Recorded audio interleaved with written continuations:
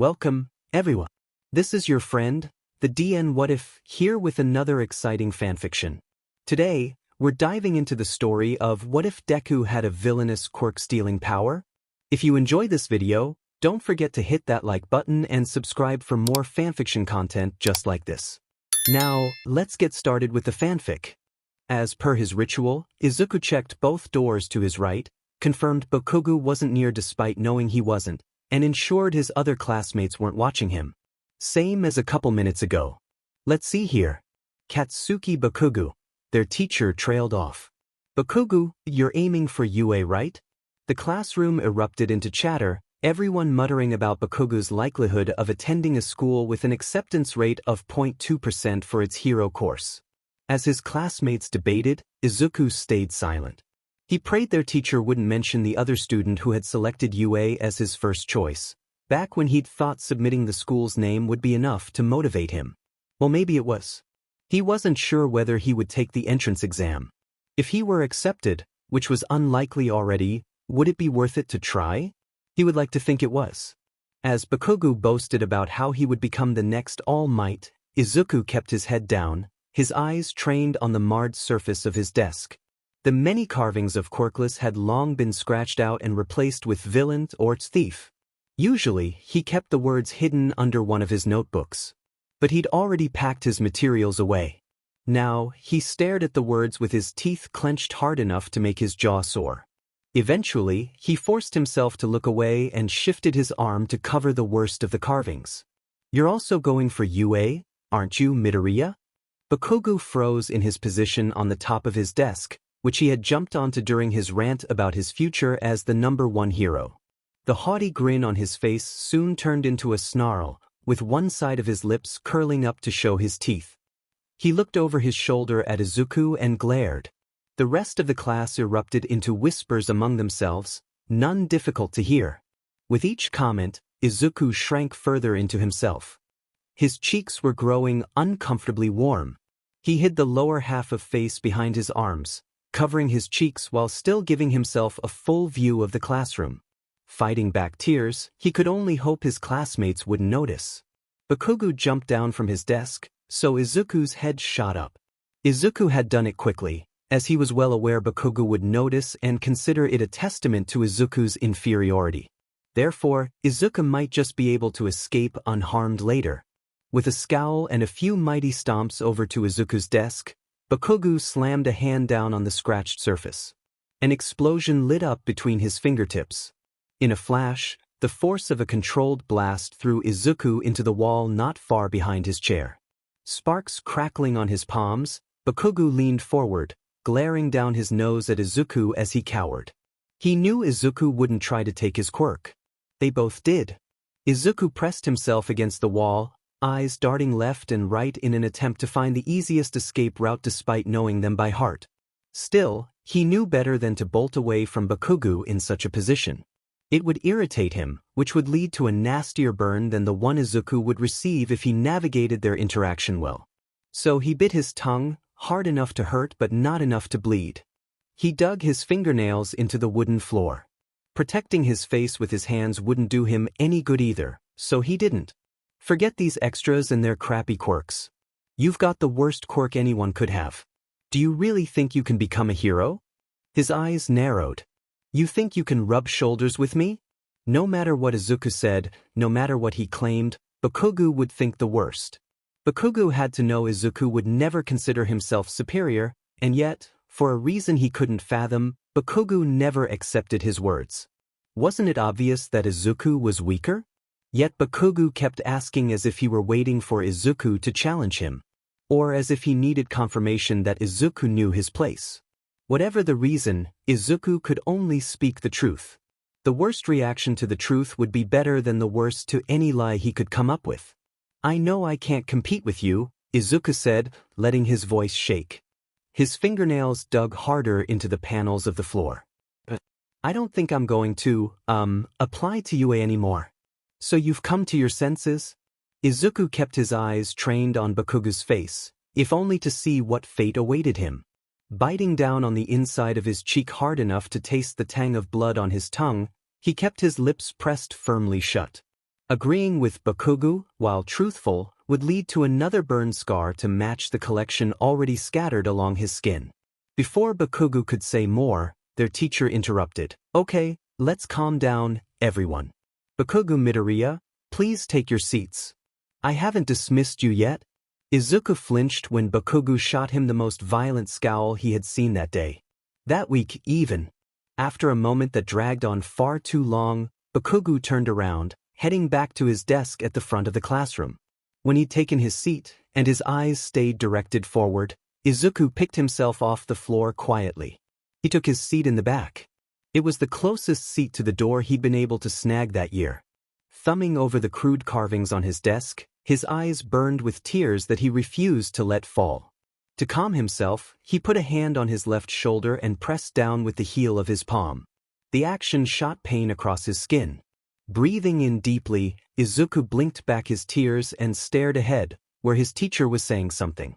His hand itched for his latest hero analysis notebook, Hero Analysis for the Future number 13, but he knew better than to leave it in his backpack. It had been years since he last left one in his bag. That day, he'd taken it out to add something during their lunch PRD and Bakugo had burned it between his fingers. He'd found it best to leave it in the safety of his bedroom since then. It wasn't ideal, since writing in his hero journals, usually, never failed to help him de-stress, as long as he didn't think of how the effort of writing them could all be for naught. With his fingers dancing along one strap of his backpack and his leg bouncing under his desk, Izuku waited for the bell. If Bakugo called out to him as soon as the bell chimed, he would be forced to stay. Darting out of the room before Bakugo could reach him would lead to a worse scar the next morning. However, on the off chance he didn't say anything, Izuku would take it. And hoped that the punishment the next day would be no worse than usual. He rarely forgot, or more accurately, was rarely in a better mood, but Izuku could hope. The bell rang across campus. As Izuku hesitated for half a second, Bakugo snapped, "We ain't done here, Deku." Standing up, back hunched and hands in his pockets as he strolled over, he still loomed over Izuku in his seat. "Don't you effing lie to me. Have you finally learned your place?" Izuku knew exactly what he should do. He should bow his head, nod slightly, and not say a word. So that was what he did. "So you've given up being a hero?" Bakugo stated, though he clearly wanted confirmation. Izuku stared at Bakugo's shoes. "I don't think there's a point." "DMN right," he laughed. "All you can ever be is a quirk-stealing villain. But you don't want to be a villain, right? Well, if you really don't want to be a villain, why don't you pray for a decent quirk in your next life and take a swan dive off the roof? Until then, maybe stick to becoming some D-ranked villain's sidekick?" With that, Izuku bit down hard on his tongue. His mouth filled with the familiar taste of blood once again. He bent his head down, letting the curled strands of his hair hang down and hopefully cover the top half of his face. He watched Bakugo's shoes carefully. If Bakugo was about to strike, his feet would move in a way Izuku was decidedly familiar with. "You know what, that'd be great," Bakugo said. Izuku couldn't see his face. But, if he had to take an educated guess, he'd say Bakugo was tapping his chin with his finger, pretending to consider a new idea. "Don't bother offing yourself. Just make sure to become a villain, and then I can kick your butt when I become a pro." Izuku forced his head up, locking eyes with Bakugo, well aware of his pitiful expression. It was what he wanted to show. It would give Bakugo a feeling of satisfaction that would disarm him, would make him less likely to use his quirk. And it worked, because the silence dragged on for a moment, and when it had lasted a little too long, Bakugo slammed his hand down on Izuku's desk. Izuku flinched violently backwards. With a laugh, Bakugo lifted his hand and stepped away. Then, as he started towards the door, he said, "It's not even worth burning you." Now alone, Izuku reached down and grabbed his bag with trembling fingers. He let them rest there, eyes on the clock as the second hand ticked by agonizingly slowly. When 10 minutes had passed, and he was confident he wouldn't run into Bakugo or his friends, he heaved his bag up onto his right arm. He positioned it in such a way that he could balance it on the one shoulder. Years of practice made the task easy. The walk back home seemed longer than it had any right to be, but it had been that way for years. So Izuku trudged home, a mantra in his brain. He wasn't a villain. And he wouldn't become one, because his villainous quirk didn't have to define him. But he supposed it could define his career, because how many would be willing to see him as a hero? As he approached the underpass he passed every day, he swallowed hard. His tongue stung as he swiped it under a sharp canine.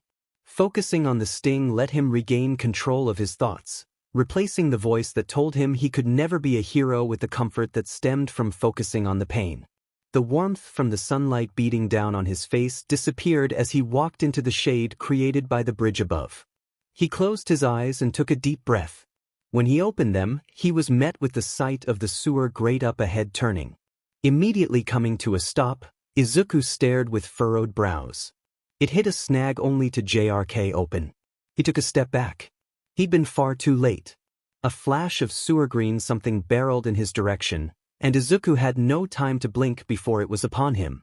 A mass of sludge coiled around his waist and around his arms, pinning them to his sides as he struggled helplessly. His blunt fingernails tore at nothing. His muscles refused to cooperate. The slime clogged his nose, and his heartbeat started to roar in ears as he opened his mouth, desperate for air. The sludge slithered down his throat. Pain shot through his body, unbearable in a way that promised death. He was going to suffocate. With the last shreds of his consciousness, he forced his fingers to spread, against every fiber of his brain telling him not to. The action sapped the last of his strength. His body gave out and he collapsed. Izuku jerked awake to the sound of someone yelling. Well, maybe not yelling, but definitely talking loud enough to make his head throb. His eyes shot open as he shot 2 fingers to his throat to check his pulse, only to realize both his hand and neck weren't solid. Glancing down, his body was a moving mass of that same slime. His arms and legs were barely discernible.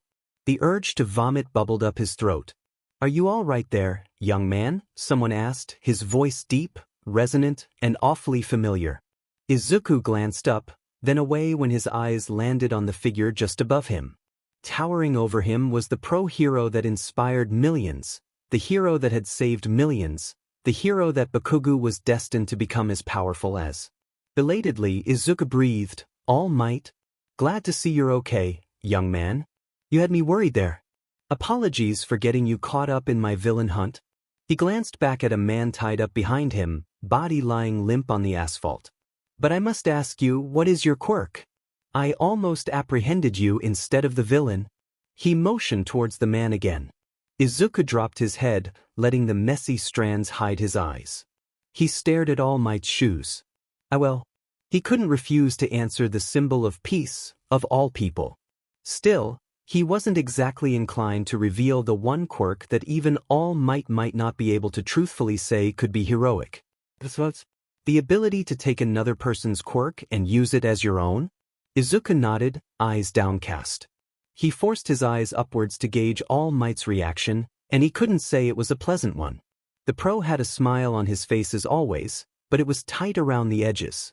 He was clearly unable to think of a response that wouldn't be too harsh. "I know it's a villain's quirk," Izuku said. He tried to smile, but he could feel how awkward and unconvincing it was, so he dropped it. Can I give his quirk back?" "Oh yes," All Might said.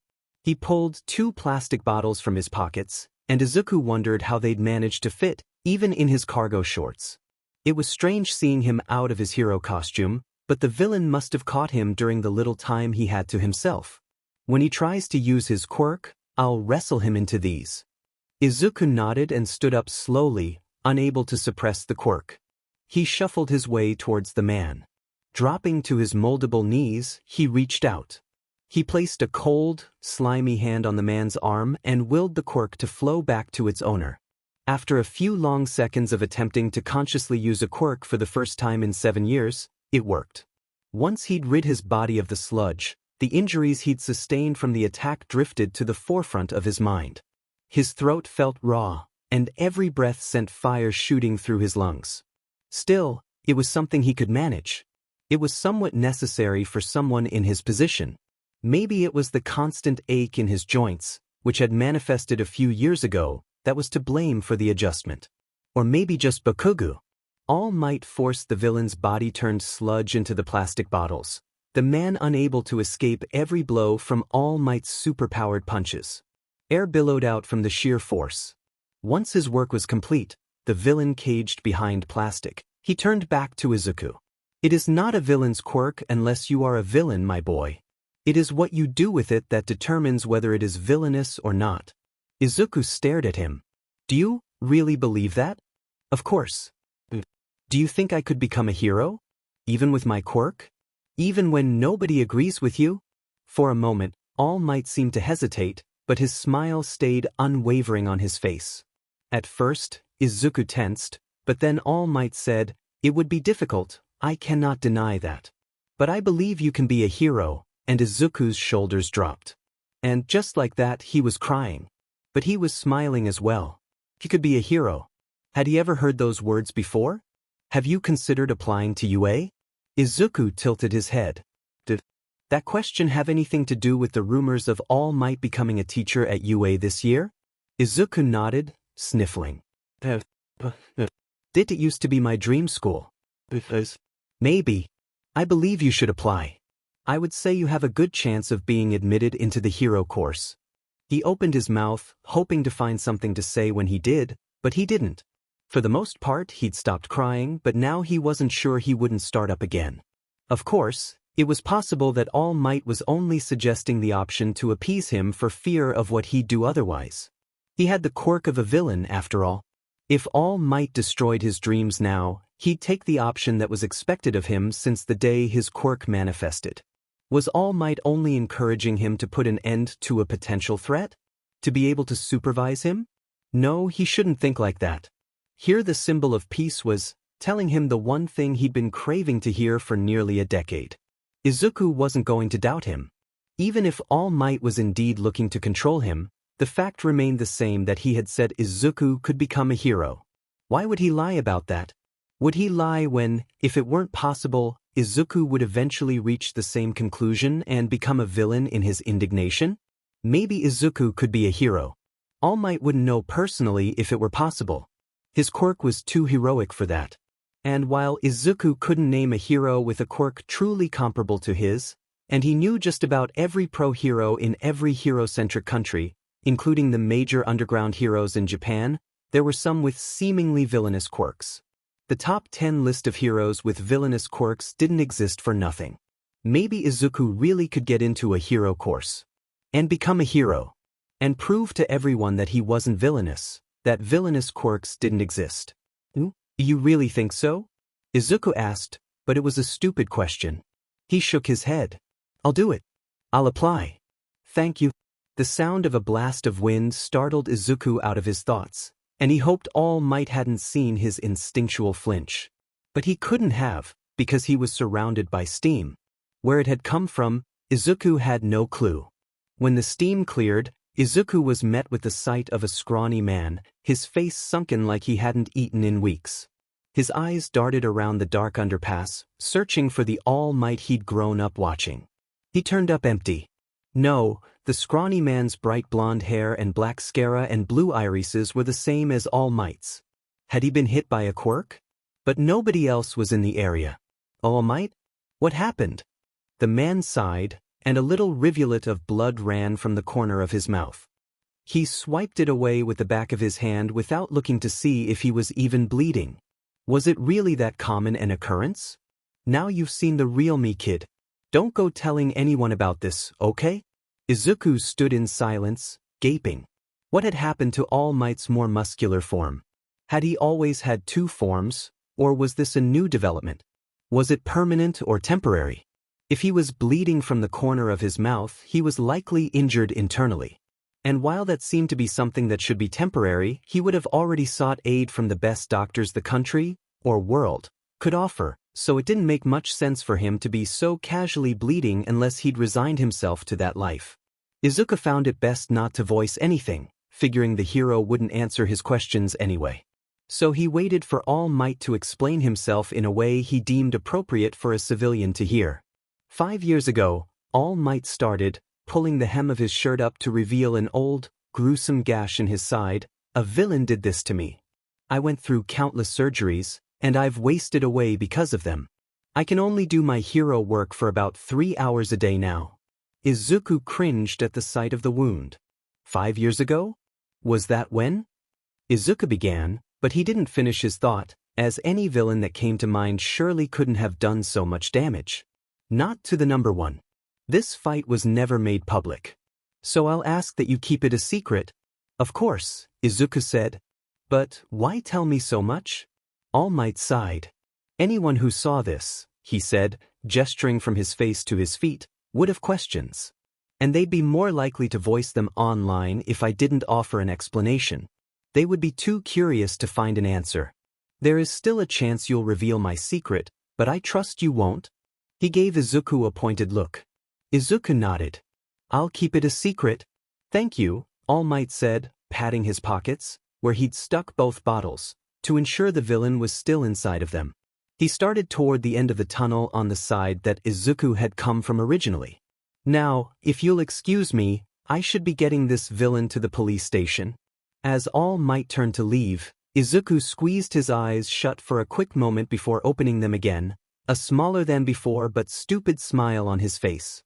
Thank you. For everything. I'll try for you, eh? I'll try my best to be a hero.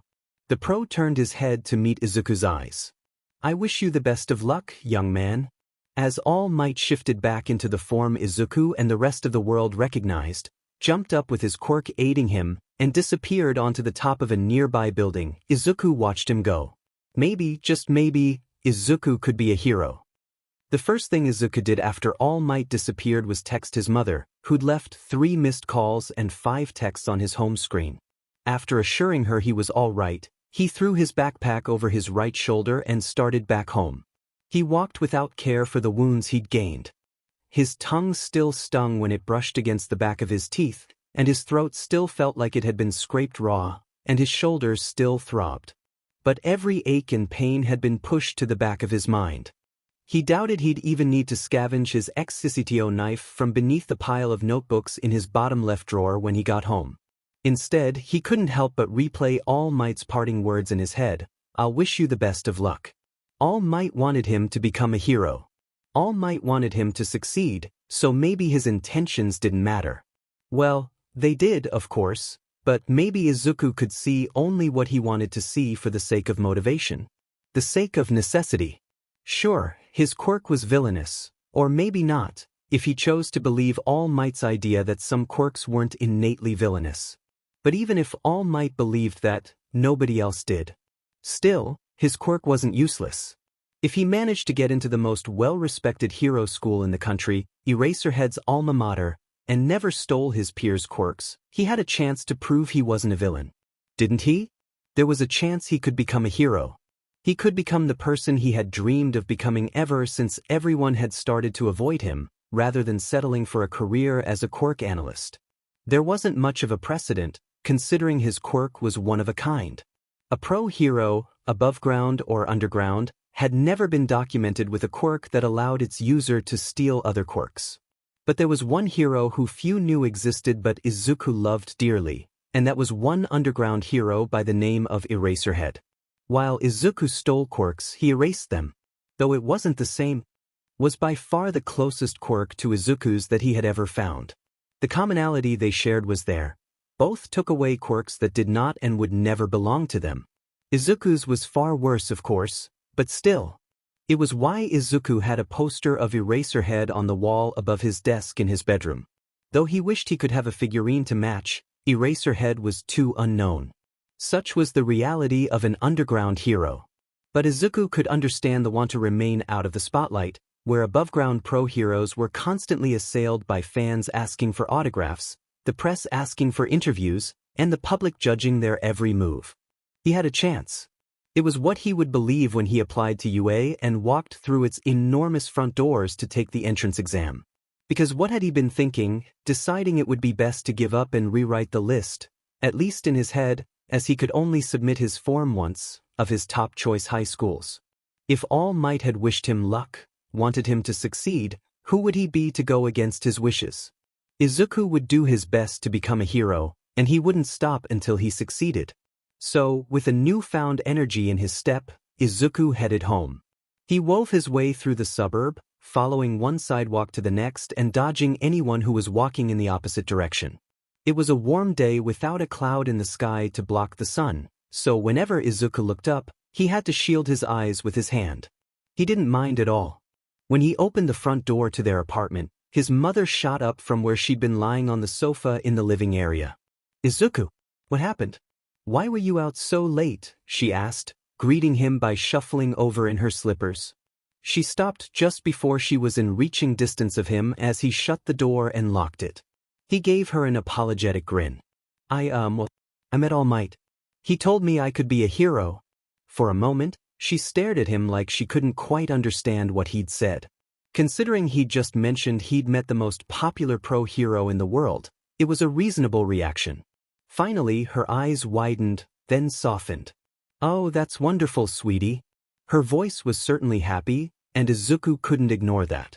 Still, he also couldn't ignore the tinge of fear that blighted each word.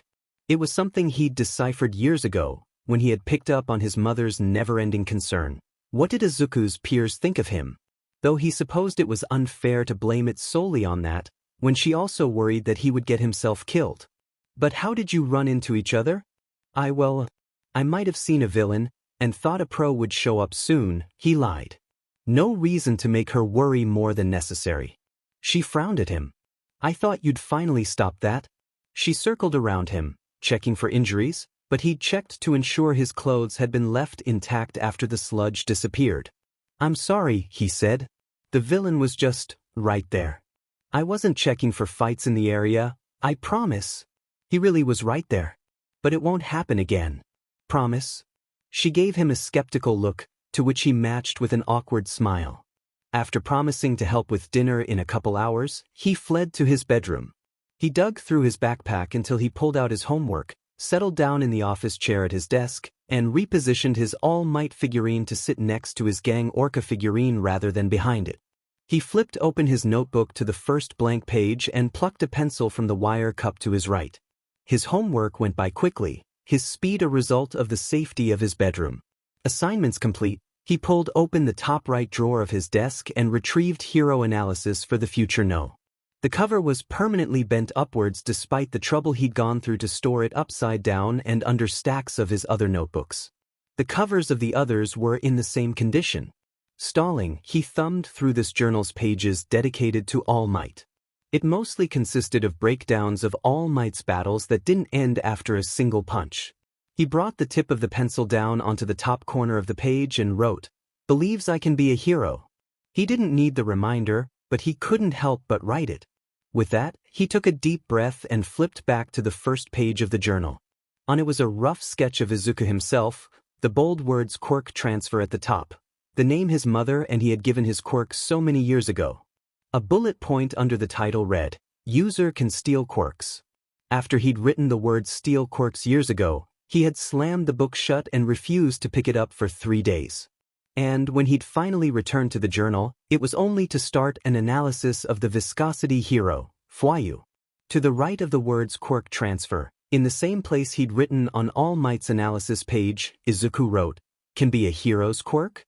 When he pulled his eyes away from the words, he drew another bullet under the first and wrote, "Needs direct skin contact from both parties." Both parties sounded far better than user and victim. Izuku had never written a page in a hero analysis journal with so little information. And, as much as he didn't mind keeping it that way, it wouldn't do. Which was why he would need to collect data on it, even if only the basics. If he couldn't do that much, what would he be able to do as a hero? Standing up, he made his way to the door, hesitating for a second. Then he turned the handle and found his way to the living area. His mother was on the sofa, now watching the movie she tended to watch when she was stressed. She'd been watching it before he'd arrived home, which made sense, since he'd been so late, but her watching it now. He didn't want to think about it. Izuku turned away from the TV. Placing his hands on the top of the cushions as he stood behind the sofa, only doing so after ensuring she was aware of his presence, she paused her movie. She looked up at him with an expectant smile, but it dropped when she met his eyes. "What's wrong?" Izuku swallowed. "I was hoping I could train my quirk. I think I want to, try for UA again." His eyes never once landed on his mother's face. So, I was thinking I would need to know at least a little more about it. Would you like to use my quirk? She asked, her voice soft. She always said that, never take or steal.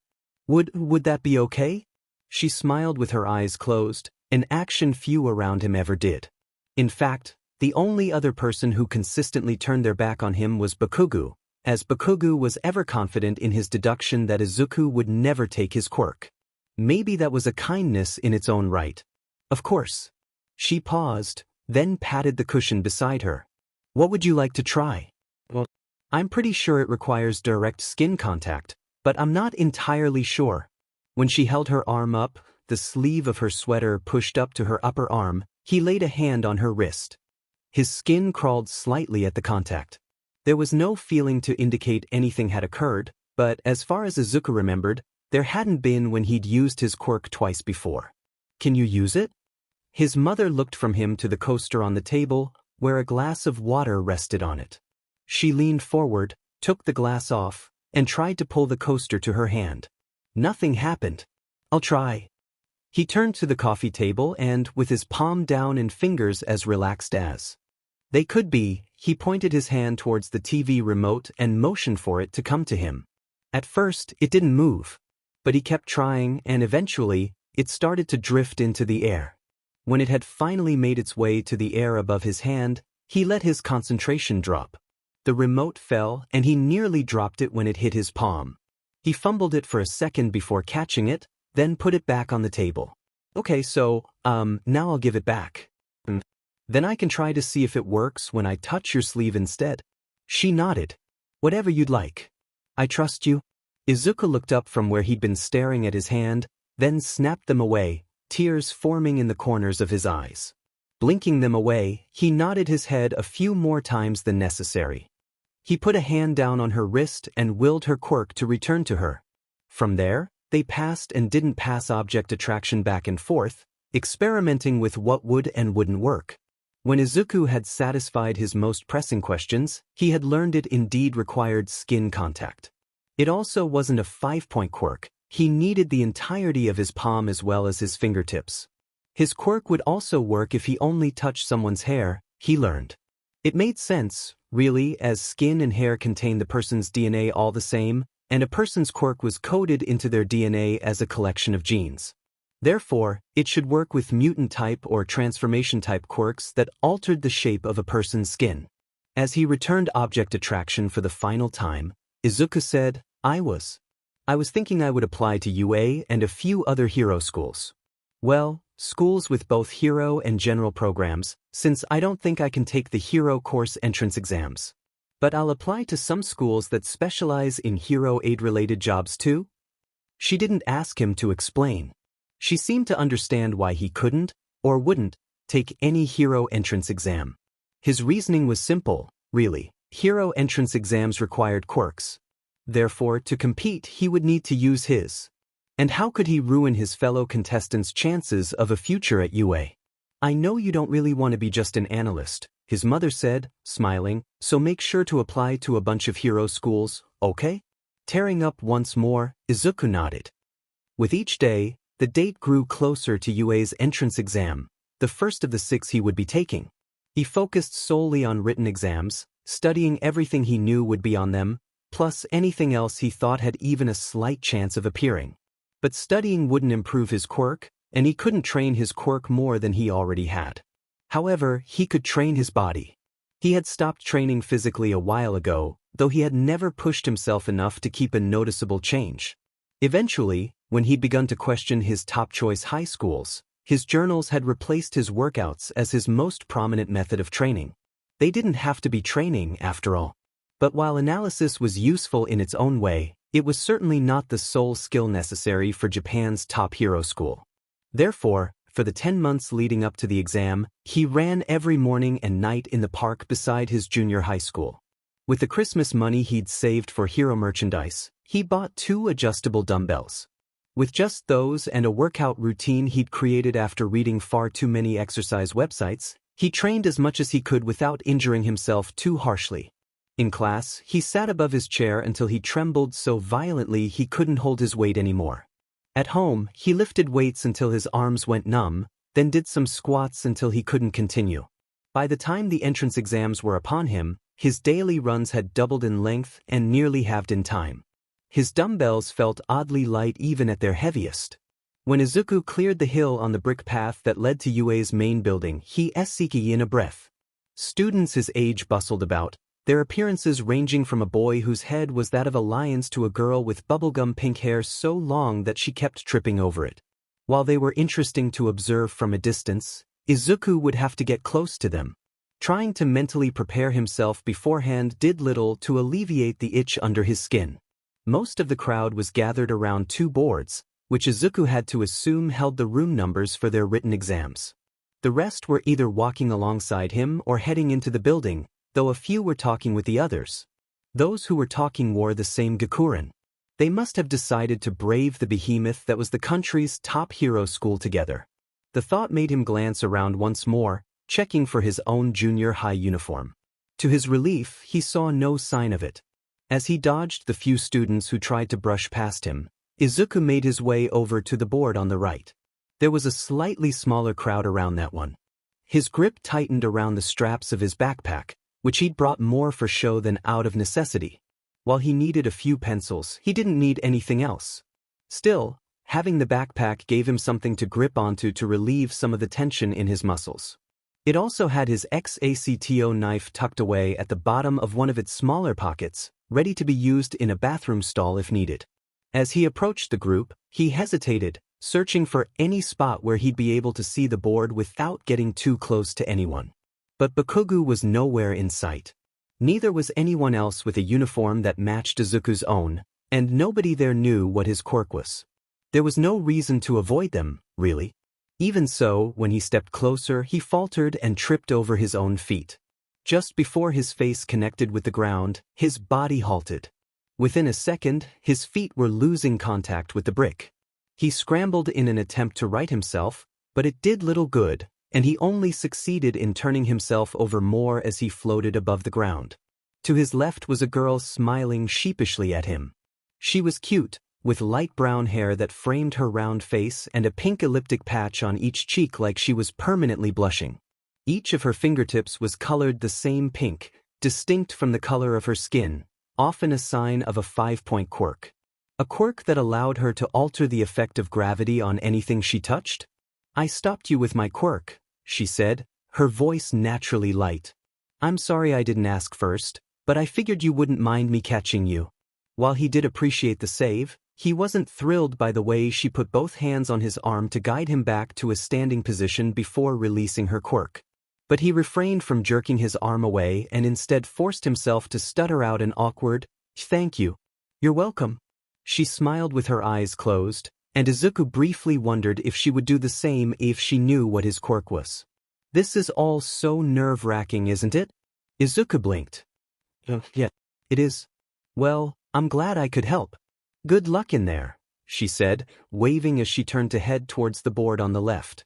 "You too," he called, but his voice was so soft he doubted she'd heard him. He felt somewhat guilty about that, but she'd walked away as soon as she'd finished speaking. She hadn't been expecting a reply. Shaking his head, he made his way over to the right board. The crowd had dispersed a little. It was enough to let Izuku see the room numbers and last names without having to bump into anyone, at least. The rooms were divided by both last name and which exam was being administered, so he'd be taking his exam in a room full of people applying for general studies, but the room next door would be full of potential hero course students. Memorizing his room number by repeating it in his head, he moved away from the crowd. Just stepping away from the gathering was a relief. Still, that didn't stop his heart from beating wildly as he walked through the massive front doors of the main building. Guided by a sign sitting in the middle of the walkway, he turned right. He dug his nails into his backpack straps. The hallway was just as impressive as he'd expected it to be, big enough to warrant a dotted line in the middle like the kind one would see on a multi-lane street.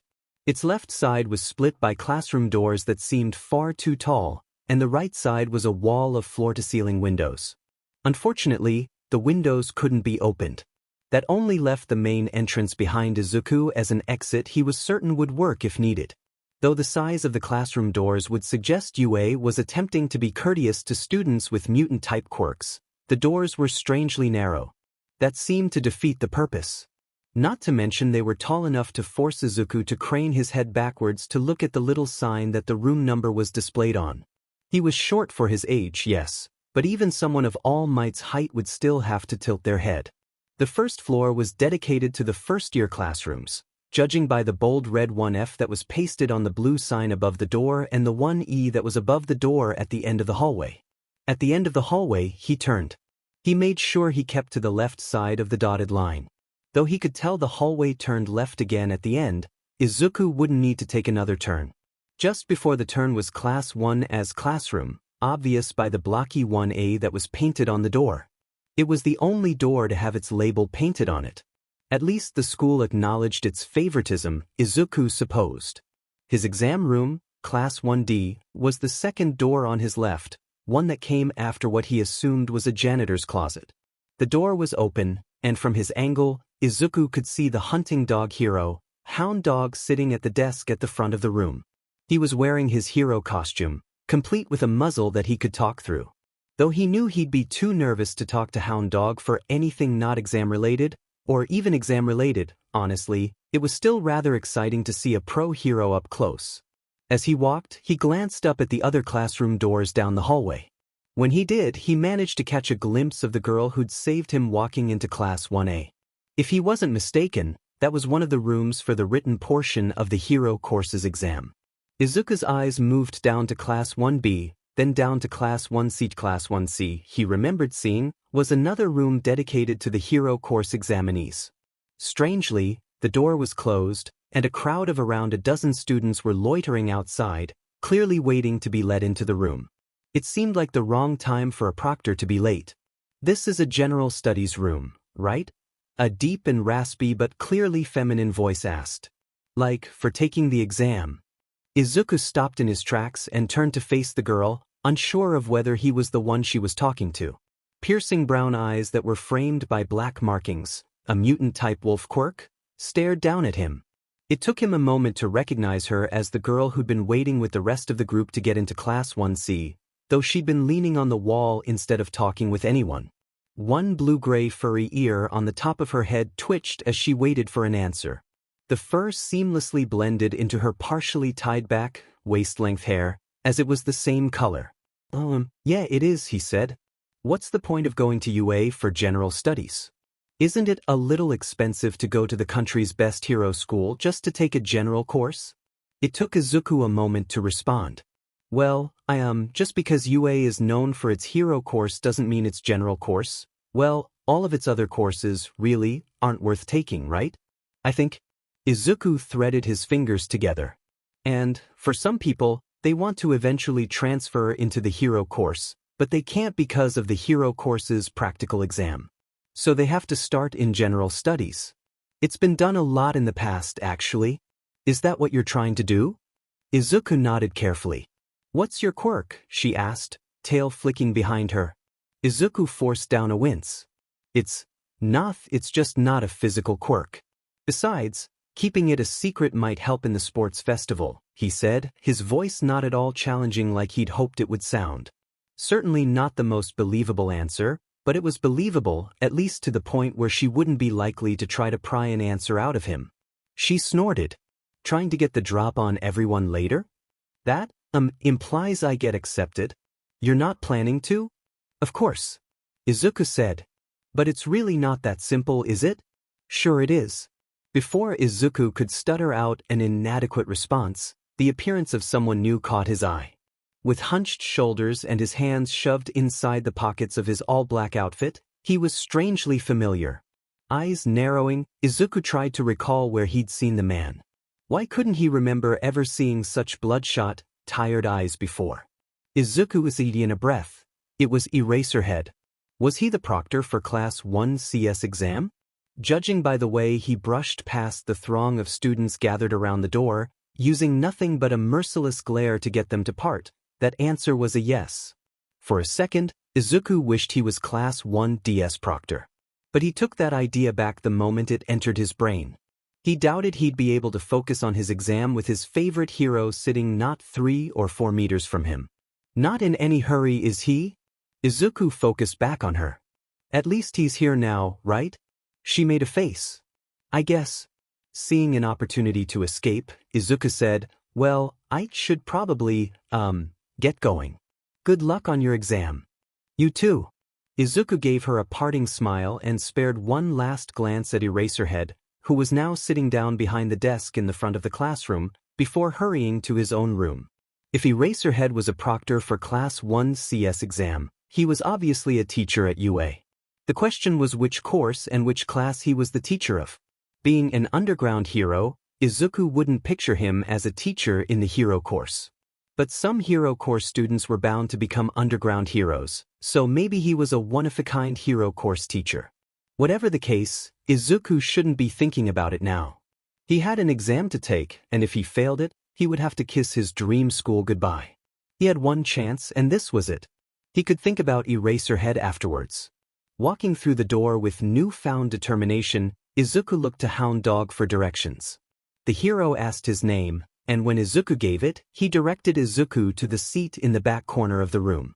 It was on the far side, which meant it was the farthest seat from the soul exit. Not exactly ideal. But it was in the back, at least. He could survey the entire classroom easily from there. The clock read that they still had 22 minutes before the exam began, and Izuku hadn't brought any of his study materials. He knew it would do him no good, as he could never truly concentrate when others were in the room. Unless it was his mother. So he opted to examine the classroom, taking in the large chalkboard on the opposite wall behind Hound Dog and the 4 columns of 5 seats each that everyone currently sat in. Most of his fellow students had arrived already, with only 4 seats still empty. He glanced at each student in the room, never looking for more than a second for fear they'd notice. Overall, the room was rather plain. But it had an atmosphere entirely distinct from his junior high school, which was a combination of entirely refreshing and absolutely uncomforting. When Hound Dog stood up to hand out their exams, telling them not to cheat or use a pen, Izuku pressed 2 fingers to his throat. His heart was beating erratically. Then the bell rang, and everyone else flipped to the first real page of the exam. Izuku belatedly followed their lead.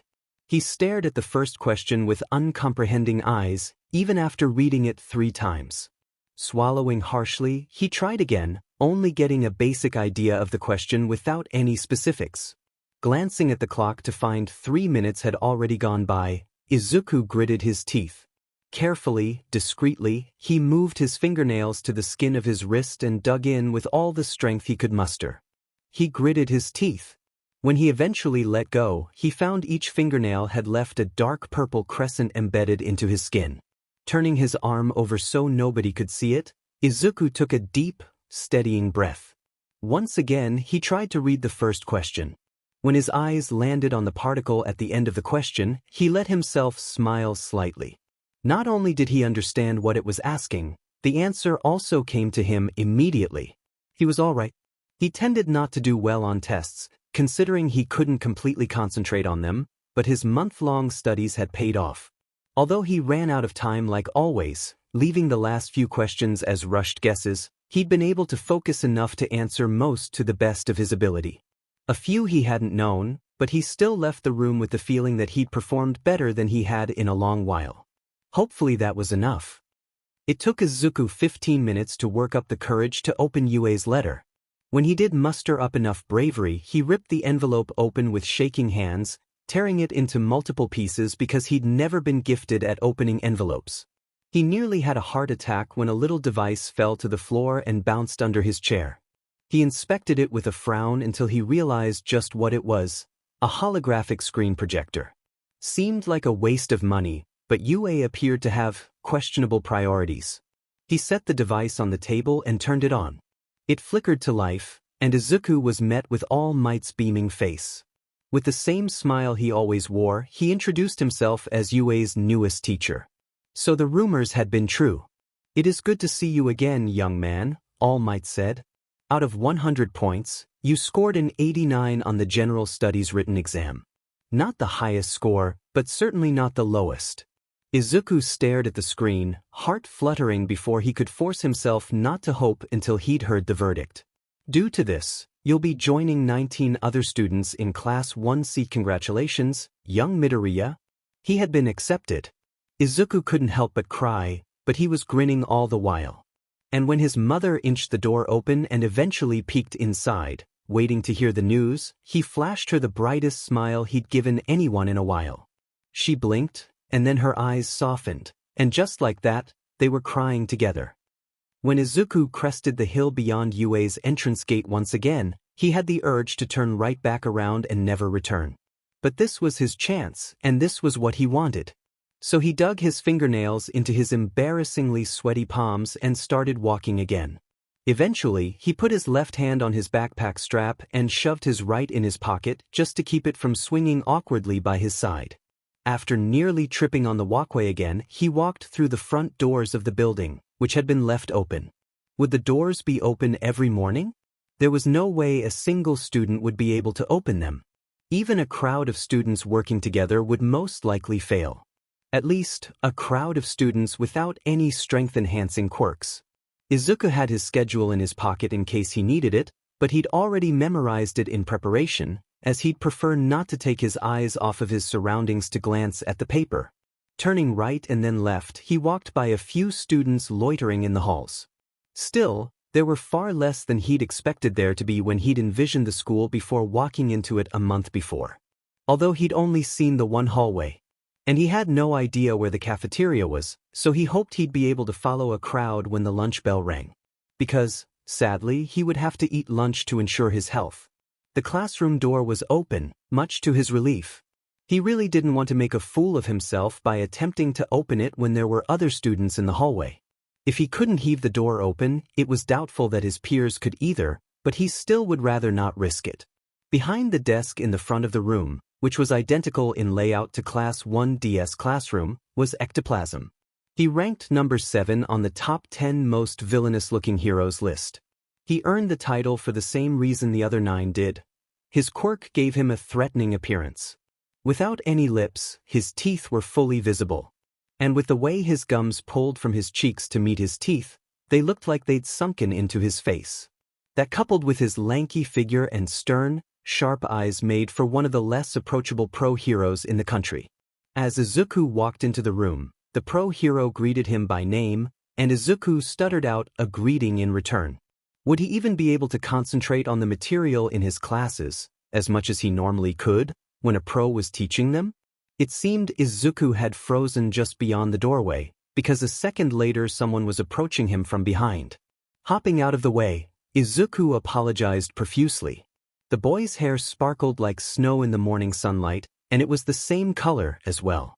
Unlike Izuku, whose dark freckles ran across the bridge of his nose to the outer corners of his eyes, he had white flecks that clustered only under the inner corners. An ice or snow-related quirk. Izuku moved to the back of the room, swinging around the desk so he wouldn't be too close to anyone as he passed by. Since ectoplasm hadn't told him to sit anywhere specific, he assumed their seats weren't assigned. The seats closest to the exit had already been taken. Only one remained in the last row, so Izuku hurried to claim it. It was rather far from the door, with 2 lines of desks on his right and one on his left when he sat down. But nobody knew what his quirk was, at least not yet. Hopefully not until the sports festival. At his desk, he glanced around the room. Would any of his classmates like him? If they asked what his quirk was, the question was nearly as common as asking for someone's name, would he tell them or avoid the question?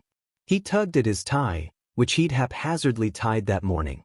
He couldn't help but bounce his leg under his desk, grateful he'd been able to choose a seat in the back to keep the classmates he irritated to a minimum. Hopefully they wouldn't notice, even if they were sitting beside him. It wouldn't be right of him to attempt to make friends, considering they would eventually learn what his quirk was. He would have tricked them into liking him. That is, if he didn't deter them with his personality alone before that. A minute later, another student waltzed in, his hands in his pockets and his eyes drooping like he hadn't slept properly in days. And he probably hadn't, considering the bruises under his eyes were so prominent. Izuku had them too, but they quite literally paled in comparison. His purple hair seemed to defy gravity completely, sticking up at every angle in a soft wave, contrasted by a squared face. He scanned the room, stopping when his eyes hit the one seat near the side of the room. As soon as he sat down, he put his head on his desk and closed his eyes. Out of all the classmates Izuku could see, he seemed to be the least approachable. The last 3 students wandered in not soon after. "All right, now that everyone is here, I'll introduce myself. I'm the duplication hero, Ectoplasm. I'll be your homeroom teacher this year, so I hope we can get along. I won't bore you with a speech that you don't want to listen to. So I'll just tell you this. Today we'll mostly be meeting your teachers and getting accustomed to everything.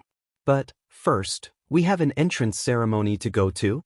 Izuku's new classmates shared a look with one another as Ectoplasm made his way to the door and waved for them to follow. As they left, Izuku hung back, knowing he couldn't make it out of the door first and therefore settled for last. Purple Boy raised up as their classmates walked through the doorway, one eye open to watch them. Only when everyone had passed, including a reluctant Izuku, did he move towards the door.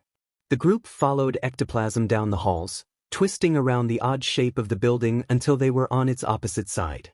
A few of his classmates talked to each other as they walked. Izuku took note of every turn they made and every sign above a door that he could use as a landmarker. If he didn't want to get lost in the future, if he didn't want to give everyone another reason to mock him, he needed to learn where everything was and remember it by the end of the day. Once they reached the auditorium, Izuku wanted to cower at the sheer size of the building. It was detached from the main building, complete with 4 exits at the back and 2 down beside the wooden stage. But those 2 were emergency exits. His class filed into a line, and Izuku tried to fall back so that Purple Boy would have to take the spot in front of him, but he shot Izuku a glare. With that, Izuku somewhat scrambled to the next open seat in the row, unfortunately sandwiched between 2 classmates with only a thin armrest separating them. Izuku planted his hands in his lap with rigid arms and refused to move them. He searched for any faces he recognized, hoping to see Nice Girl and Wolf Girl in one of 2 hero course homerooms. But he couldn't spot them or Bakugo anywhere. Izuku knew for a fact that Bakugo had been offered a spot in Class 1A. His mother had called Izuku's to give her the good news, and Izuku's mother had relayed it to him. But, from the looks of it, Class 1C was the last class to arrive. The voice hero, Present Mike, took the stage a minute later with the announcement that everyone was there, so the hero courses weren't coming. Then, did they have a separate orientation? Or were they skipping it because it was only useful for the other courses? At least, at the beginning, the entrance ceremony was similar to any other schools. It lasted about an hour, and most of that time was spent by their principal, a bipedal mouse that couldn't be taller than Izuku's waist. He introduced himself as Principal Nizu, then wished his audience the best of luck during the year in the most roundabout way possible.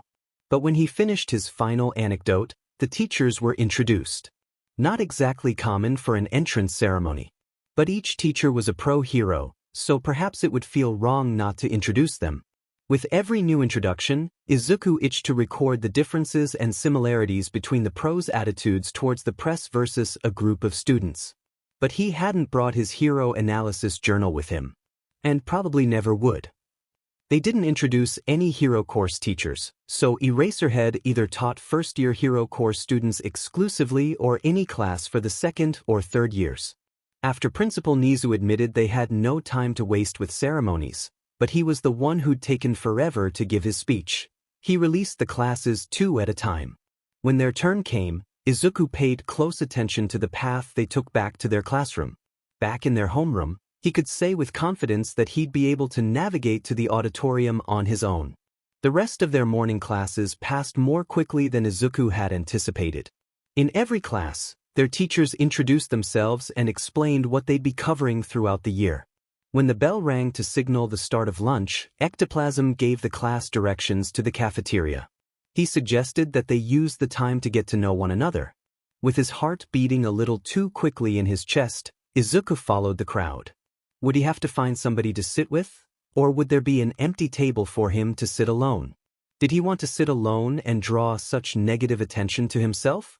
As tempted as he was to skip lunch entirely, he needed to eat. Depriving himself of food when he would be training after school ended wouldn't be his smartest idea. And his mother was too observant for him to get away with making his own lunches. So, unfortunately, he had to break his habit of skipping lunch and disappearing until the bell rang. The size of the cafeteria was nothing like he'd ever seen. It was even larger than the auditorium they'd been in earlier. From the amount of students crowding into the lunch line and around the infinite tables situated in neat rows in the middle of the massive room, Izuku suspected all the courses and years ate together at the same time. Still, he couldn't imagine that there would be extra places to sit. He had already lost his classmates in the crowd. He'd been too busy attempting to avoid running into anyone in the hallways. So he took his spot in the line without recognizing anyone beside him.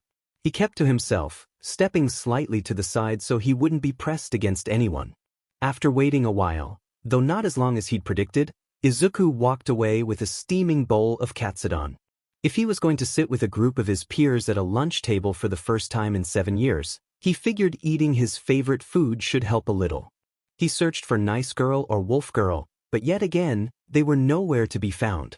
Hopefully they'd made it into the hero course and just were lost in the crowd somewhere where Izuku couldn't see. They both seemed like they'd make great heroes one day, and they both seemed like they deserved the chance to follow that dream. Looking for anyone else he recognized, Izuku's eyes eventually landed on a head of hair that was hard to miss. Purple Boy was sitting surrounded by students who looked like second or third years, but the seat across from him was open. Briefly, Izuku considered heading somewhere else. But every table nearby had already been filled. And the longer he stood out in the open surrounded by such a large crowd, the more his skin prickled just below the surface. So he inhaled deeply to steady himself and took a spot at the empty seat. Purple Boy looked up at the sound of Izuku's tray hitting the table. Staring at him blankly, he seemed to silently demand that Izuku justify himself. I'm sorry if I'm, bothering you, but there weren't any other seats and he trailed off, his voice getting softer as his sentence got longer. Am not here to make friends. Izuku blinked at him, stunned into silence for a moment. Then, why are you here? The boy stared at him, eyes narrowed. He clearly wasn't looking to make friends. Which might work in Izuku's favor, actually. If they could strike up an agreement, silent or verbal, they could sit next to but largely ignore each other every day. Unless Izuku had just ruined it. Gruffly, he said, "To be a hero." Izuku's heart skipped a beat. Me too. The boy raised his head from where he'd been staring at his rice, clearly more interested in their conversation now despite his face remaining neutral. He stared at Izuku as if he were prompting him to continue, so Izuku did. I actually didn't take the hero course's exam, since, well, I knew my quirk, it wouldn't work with the practical portion. Did you take the hero course exam and the general studies exam, or just the general studies? Both? So you didn't score enough points? Or did you not score any? He asked, then cringed. I'm not. Not to say you're not strong or that your quirk isn't strong, because I'm sure that both are. I was just asking since you would only take both exams if you were concerned that your quirk wouldn't work well with the practical exam. So maybe your quirk is physical but takes too much time to recharge? And therefore you knew you wouldn't be able to score enough points? Or it has some sort of limit that you knew might not work at all, which would leave you with 0 points? Izuku paused, then ducked his head slightly, enough to show he was apologetic but not enough to lose sight of the boy whose name he still didn't know. If he was lucky, his head was bowed enough to keep his faint blush hidden. I'm sorry. For all of that. Purple Boy hummed in response. But Izuku could tell by the look on his face that he wasn't irritated, so he tried to brush his embarrassment away. It didn't work much. Points didn't go to me. Why not? Izuku asked, frowning. If he'd defeated the robots that were apparently the enemies in the exam that year, what kind of quirk could possibly keep him from being awarded the points? Quirks brainwashing. Points went to brainwashed kids. He'd been eating comfortably between his clipped sentences, but he'd stopped as soon as the word brainwashing left his mouth. Before Izuku could draw a conclusion from that, Purple Boy continued with a half-smirk, half-snarl, villainous, right? That wasn't a question that he didn't know the answer to, no, that was a question whose answer he was waiting for Izuku to confirm. There was someone like Izuku at UA? Is that what people call your quirk? He didn't respond, but he didn't need to. How does it work? Izuku asked. If you, don't mind me asking. Purple Boy narrowed his eyes. Control anyone who responds TA question oh mine. Only simple commands. Only activates when I want. Izuku fiddled with his chopsticks to give his hands something to do. Well, it might not mean anything to you to hear me say this, but I think your quirk is perfect for a hero. Though his face didn't seem capable of intense emotion, Izuku could see Purple Boy waiting for his next words like he was expecting Izuku to be either lying or about to take them back. Izuku continued. You could just command villains to surrender, couldn't you? And, sure, your quirk has a condition that could pose some problems once villains figure out what it is, but I'm sure there are ways around it. Like, for example, what if you became an underground hero? That way, your name and quirk would stay relatively unknown. Even if rumors spread about you, underground heroes tend to be unrecognizable. But, I guess if you try to make a name for yourself during the sports festival, people might remember what your quirk is later down the line. But probably not, since most people don't recognize Eraserhead, not even the police, and he went to Udata. People will forget your name, and you could disappear into the shadows, I think. Before Izuku could apologize again, Purple Boy asked, really? Izuku didn't want to give too much away, to reveal that he too had a villainous quirk, one far more villainous than brainwashing. The brainwashing was even villainous at all. But Purple Boy would eventually ask about his quirk anyway. And if his peers had called his quirk villainous, then he would understand, wouldn't he? And from what it sounded like, he had never been told his quirk could be heroic before. Izuku could change that. Izuku smiled softly. Of course. People doubt you because of your quirk, right? He asked, doing his best to maintain a steady expression. Purple Boy nodded slowly. But it's what you do with brainwashing that determines whether it's villainous or not. Such was true for Purple Boy's quirk. It was deemed villainous for what its user could do with it if they so chose to. It wasn't villainous for merely existing. When used by a hero, his quirk would be nothing short of heroic. Sure, to incapacitate villains he would need to temporarily take their free will. But was that not what every hero did in one way or another? Although, was it not somewhat cruel of Purple Boy to brainwash other examinees into scoring points for him? In the end, the points had gone to them instead, but he sure hadn't been hoping for that. But he had just been trying to take the first step towards his dream. Who was Izuku to say what he had done was cruel? It wasn't as if Purple Boy was the only one who would have tried to sabotage his competitors, and he only did so because his quirk forced him to. So, while Purple Boy's quirk seemed villainous, it could only be considered as such under certain circumstances that wouldn't apply to him. After all, everyone had technically been sabotaging the other examinees by destroying robots that another could have fought. Therefore, there was a clear distinction to be made between Purple Boy and Izuku's quirks. Whenever Izuku used his, no matter what situation it may be, it hurt someone. That was what separated their quirks. Purple Boy stared at him a little while longer, then asked, "Your quirk?" Izuku pursed his lips together, wringing his fingers together. It's not much, really. The kind of useless. For a hero? Izuku wrinkled his nose, then laughed a little. Yeah, that wasn't the best answer, was it? It'd be hard to be a hero without a useful quirk. He trailed off. Then he took a deep breath and said, call it quirk transfer. I can take the quirk of anyone I touch and use it for myself. Purple Boy met his gaze when Izuku glanced up briefly to gauge his reaction. Oddly enough, there was no sign of disgust. No fear or horror or panic on his face. Only a partial understanding. Powerful. Izuku smiled down at the table, but he didn't feel it. It's villainous, right? The boy huffed. I didn't think mine was. He paused, frowning as he thought, and Izuku waited for him to continue. No hero exam? Well, I didn't want to use my quirk. If I had, well, it wouldn't have been fair of me to take away the other examinees' chances of getting in.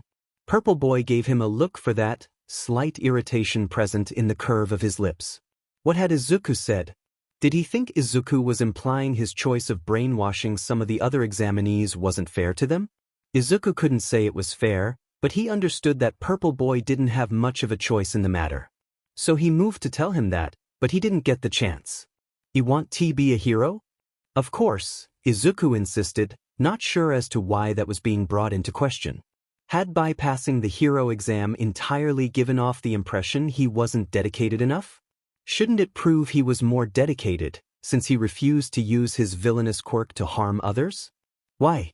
"Because I want to prove I'm not a villain. What? I want to be the person people can rely on, the person they can trust to protect them, even with my quirk. I want people to believe that I'm good," Izuku said. Purple Boy just hummed one low, long tone. Izuku leaned forward slightly. "Why do you want to be a hero?" "Can't help what your heart longs for." A soft smile broke out on Izuku's face. "That's a great reason." "Hitoshi Shinso," he said. He didn't bow his head in greeting, but Izuku didn't mind, because it meant he didn't have to either. Not that he expected Shinso to hurt him, he didn't have a direct reason to. Especially not with the audience of a crowded cafeteria. Izuku Midoriya.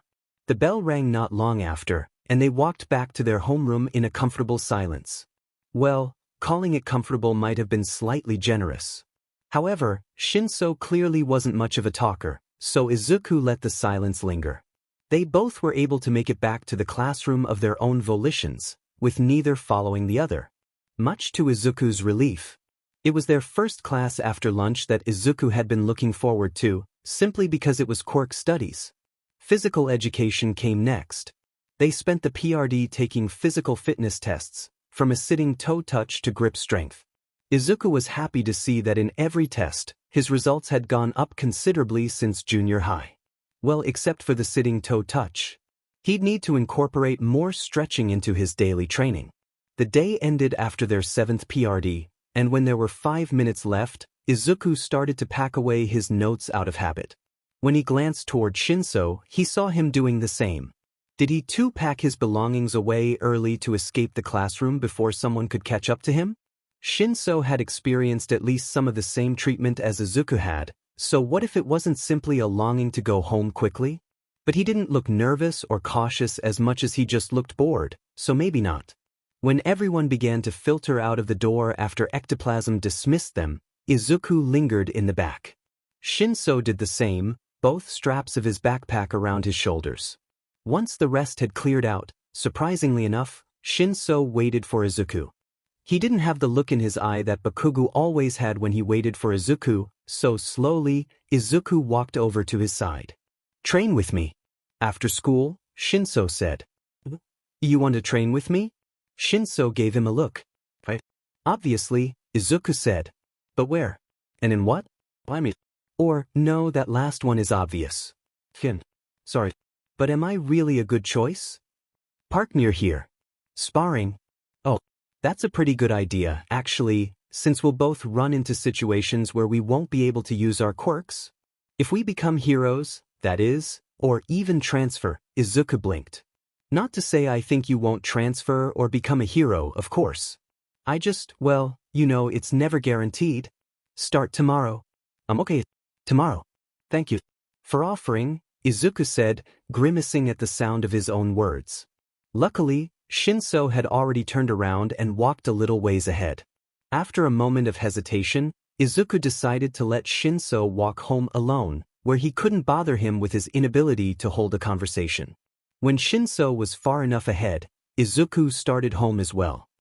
The sports festival was rapidly approaching, and Izuku and Shinso were preparing in the best way they knew how, by sparring. Which was why they were headed to their favorite training site. As they turned right to walk into the hallway, Izuku glanced down the hall and waved at Uraraka, "Nice girl," when their eyes met. They had bumped into each other on the last day of their first week at UA, as she had earned a spot in Class 1A. Izuku had gotten the name of Wolf Girl, Okamin Kirano, much in the same way. Though rather than congratulating him for his acceptance like Uraraka, she just teased him for it. She had, playfully, bragged about her standing as a Class 1B student. Izuku had dutifully listened until Bakugo had appeared down the hallway from her. After spotting him, Izuku had stuttered an excuse and darted down the hall to catch up with Shinso, who'd gone ahead as soon as Izuku had stopped to talk. Shinso and Izuku had taken to sparring 3 times a week on Mondays, Wednesdays, and Fridays. It was a schedule they'd been keeping for a month. But, at Izuku's suggestion, they agreed to train 5 days a week for the 2 weeks before the festival, then give themselves 2 days off just before the day of. It was now a week before the festival, and they found themselves training in the park closest to UA's campus. The park was full every day they came, though most tended to gravitate towards the lawn that sat in the center. On the kempt grass, people sat in the spring sun with towels under them, threw frisbees or footballs over others' heads, and played with their dogs. A wide sidewalk wrapped around the lawn, and dotted along the sidewalk were vendors who could convince nearly anyone to buy a popsicle or a taiyaki. Shinso and Izuku had learned to give the vendors a wide berth when they headed to their spot. But, on more than one occasion, they'd gotten themselves a snack on their way home. On the north side of the park was where they'd found their ideal spot. It was the quietest area they'd been able to find, and they'd spent an hour searching for the perfect place. It was hidden behind a cluster of towering trees that dropped pine cones on the pine straw below. It was nothing more than a small patch of grass that clearly wasn't cut as often as the main lawns, and it wasn't long or wide enough for anyone else to make use of it. Well, it wasn't as small as Izuku made it out to be, but it might as well have been, since the pine cones that covered the outer rim weren't forgiving when fallen on. Izuku had learned that the hard way. Shinso had laughed at him, but just the next week, he'd met the same fate. Now, he made a habit of viciously kicking any pinecone he saw. Whenever Izuku saw him do it, he had to hide his smile.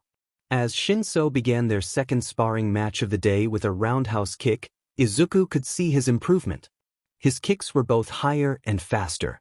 As he ducked under Izuku's jab and countered with a punch of his own, Izuku could see the way he pulled his fist back as quickly as he'd thrown it out. It hadn't taken him long to realize Izuku would throw him over his shoulder when he let his arm linger after a punch, but the change hadn't come easy. He'd forgotten often. And Izuku never passed up an opportunity to try a new throw he'd learned from watching martial arts videos. Now, however, any attempt Izuku made to grab his arm ended in failure. While Izuku had never had a problem pulling his punches back, his most glaring limitation was dodging attacks. Just as he'd expected it to be. He was surprisingly gifted at predicting Shinso's movements. He was able to decipher in a split second whether Shinso would be throwing a punch, hook, uppercut, or a kick depending on the way the fight was going and the way he shifted his weight.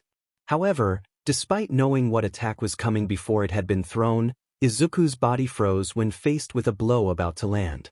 And when Shinso landed a hit, it was solid and brutal. His power was a testament of his brute strength and nearly perfect form. This habit of Izuku's was one that had left him with too many bruises to count for far longer than it took Shinso to learn to pull his punches back. At first, he'd only improved his ability to counter a kick.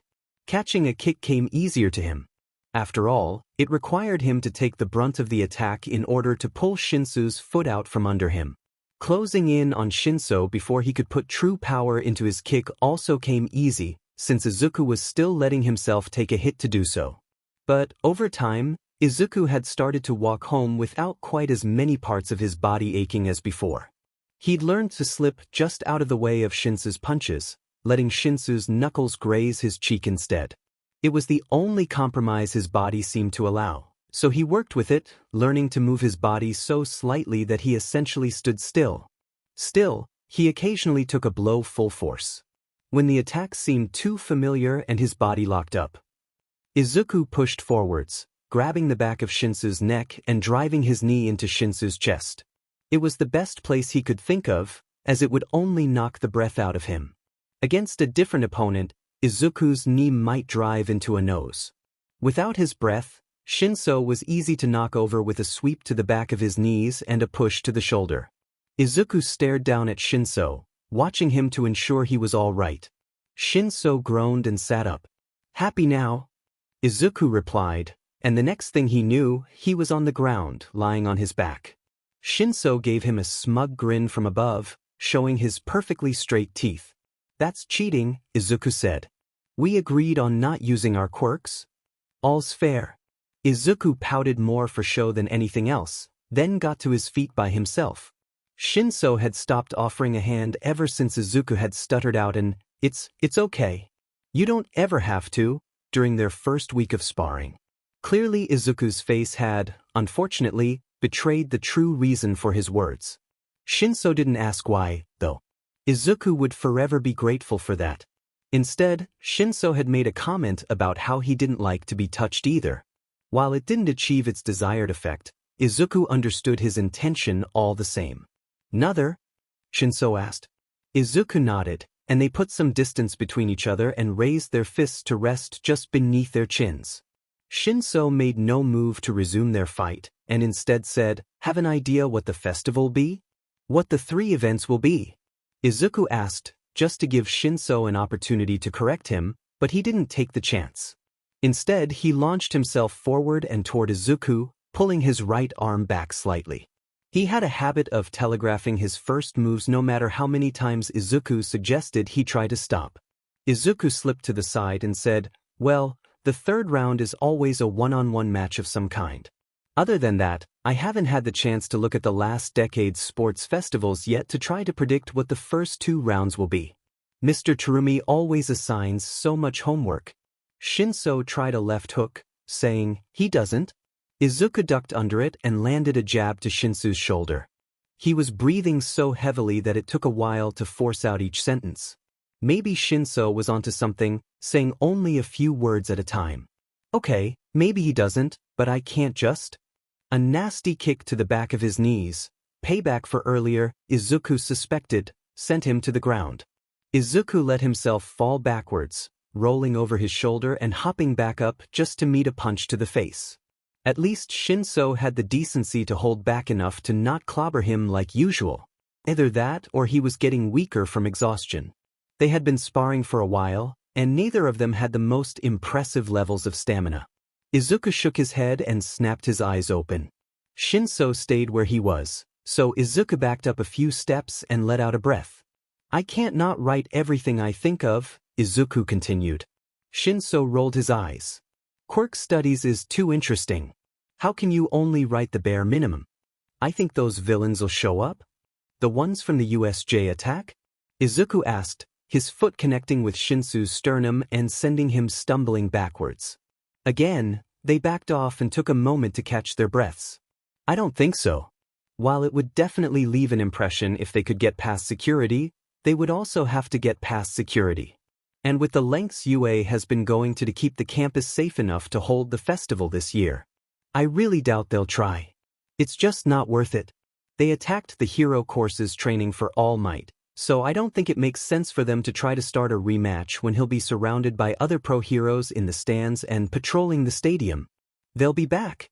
Izuku frowned and looked down at the ground, but he kept an eye on Shinso's grass-stained sneakers to ensure he didn't try anything. "Probably. I think they only know where All Might is when he's at UA. Which is pretty concerning because that means there's someone with access to UA's private information, or someone at UA is close enough to All Might to know where he is. Which could mean there's a mole. Besides, when he's at UA, nobody really knows where All Might will be. UA is probably the only place they can attack and know All Might will really be there." The idea wasn't exactly a pleasant one, especially considering what Izuku knew.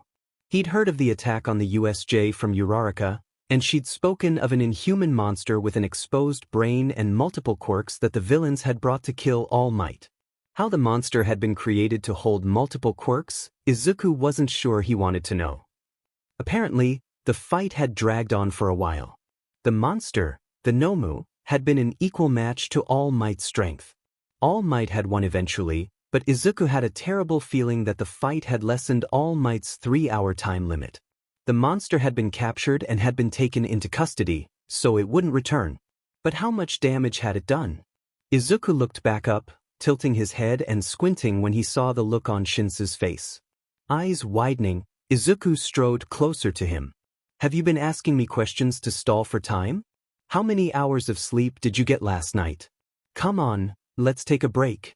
He sat down in the grass, letting the blades stab through his P-uniform breathes, and waited for Shinso to do the same. Shinso huffed a laugh. 2? 3? It had been during one of their previous Sparring sessions when Izuku had discovered just how little sleep Shinso got. With the ever-present dark bags under his eyes, Izuku knew he couldn't be sleeping much.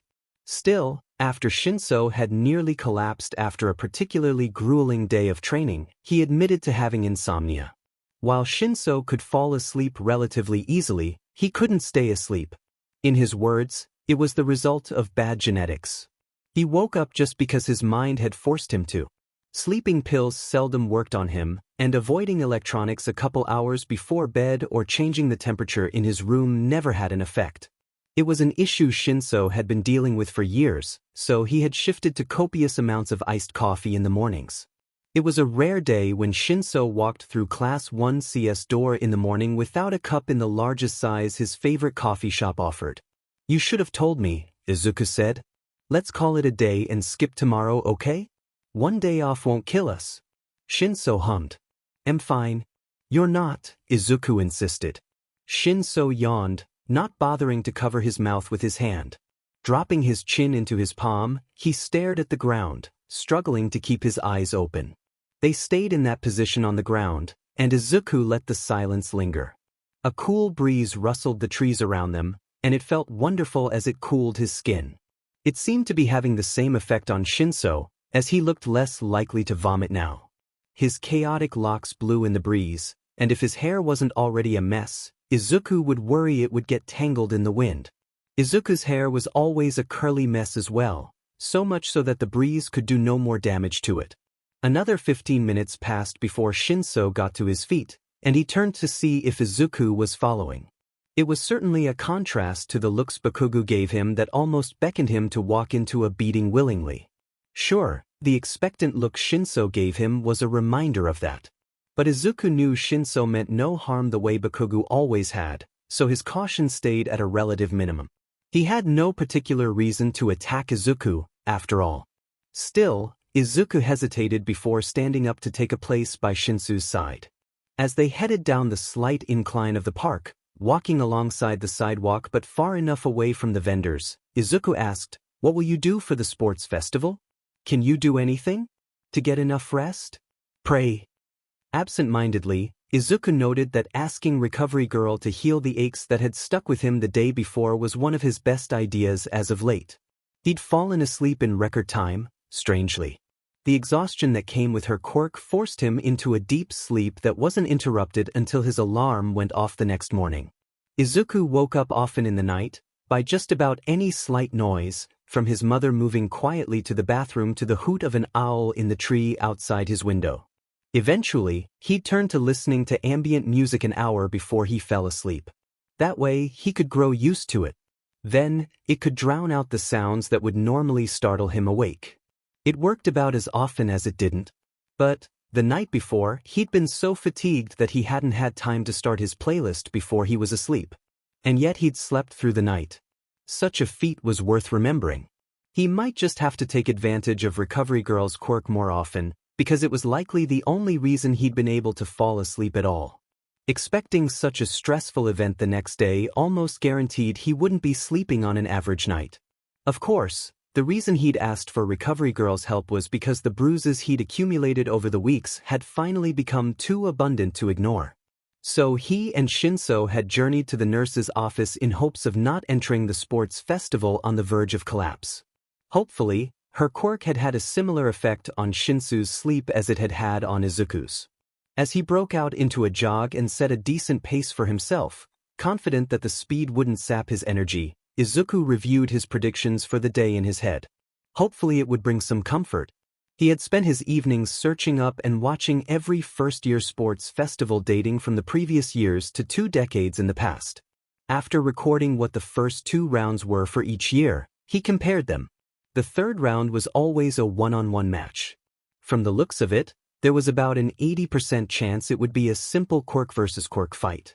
It wasn't a perfect number by any means, but it would do.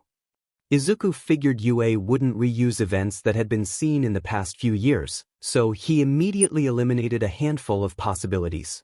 There was always a chance they would come up with a new event, but there were only so many options with the space and equipment they had. And judging from his notes, UA wasn't averse to rehashing old ideas. Not as long as they were old enough. However, obstacle races seemed to be Yue's go-to for the first round. It hadn't been used in the past few years, either. So, if the first event could be anything, Izuku had a strong suspicion it would be an obstacle race. It had always been done in the first round in previous years. It was best for a qualifying round, after all. Realistically, Izuku had nothing more than a vague idea of what the day would hold. But researching was always necessary, always calming when he was forced into a situation that he could not choose. He increased his speed slightly, feeling the morning breeze brush his hair out of his face. It calmed his nerves just a little. His heart was beating erratically, and running accounted solely for a portion of that. Yue's main building began to take shape in front of him, and after jogging through the entrance gate, he slowed to a hurried walk. He took the narrow brick path that wrapped around the left side of the building. Another left directed him towards the first of 3 stadiums behind the school. In front of each was a path framed by food stalls, and Izuku breathed in the distinct smell of steaming takoyaki as he watched another vendor place some skewered dango in a miniature display holder. He saw no sign of a vendor selling something that would require them to create smoke or melt sugar. Even so, he held his breath as he walked. The stalls were bright and colorful, each one decorated by a different color scheme that clashed with the colors of the stalls beside it. People of all ages and quirks were scattered around the walkway. Izuku walked around the stalls to avoid the worst of the crowd. Although the familiar itch to escape coursed through his veins, he couldn't help but smile politely back at anyone who glanced his way. Wearing his PE uniform, everyone could instantly tell he was a competitor, and it showed in the way he received far more second glances than he was comfortable with. Izuku slipped into the side entrance marked by a sandwich board with the bold words "Participants Only" pasted on the front. The only light in the hallway came from sunlight filtering in from both ends of the tunnel. Still, he could see well enough to find the room that had been designated for Class 1C with a piece of printer paper taped to the door. Before walking in, he discreetly wiped his hands on the side of his breaths, hoping to dry the sweat that had been building up on his palms. Inside the room sat about a quarter of his class. Since UA required the general course to participate alongside the hero course, he'd soon see the rest of his classmates.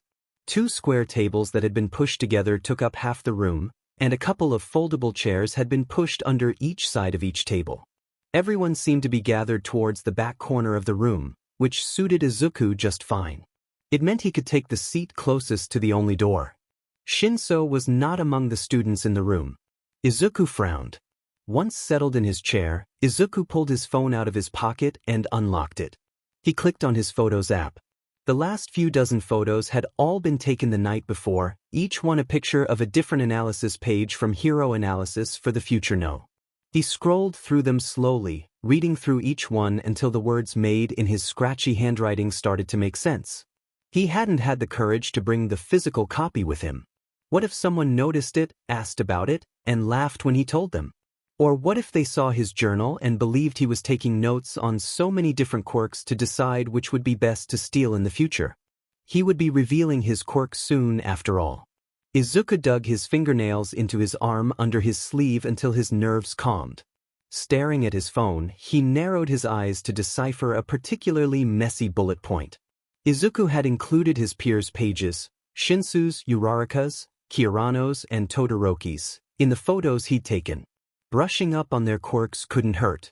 Not that he really thought he needed to, as he tended to memorize information naturally. Most of the analysis on his classmates' quirks wasn't confirmed, but he had a good idea of what they were and weren't capable of. The analysis he had for Shinso and Uraraka and Kirano was based on what they'd told him about their quirks. Todoroki's analysis was based on what Izuku had found online. Being the son of the number 2 hero, there were plenty of articles about him. But Izuku made sure to include much more original content, of course. The door squeaked open, and when Izuku looked up, Shinso met his gaze. He waltzed in with his hands in his pockets, posture as lazy as usual. The bags under his eyes seemed slightly lighter, thankfully. Izuku put his phone down on the table, turning it off and setting it face down. Shinso dragged the metal chair beside Izuku out and took a seat. See the stands? Izuku had specifically decided not to look at the stands, actually. He was well aware that the sight of thousands packed together to watch them would only stress him out more. "Please don't remind me," he groaned. Shinso snorted. "First round?" Izuku put a hand on his chin.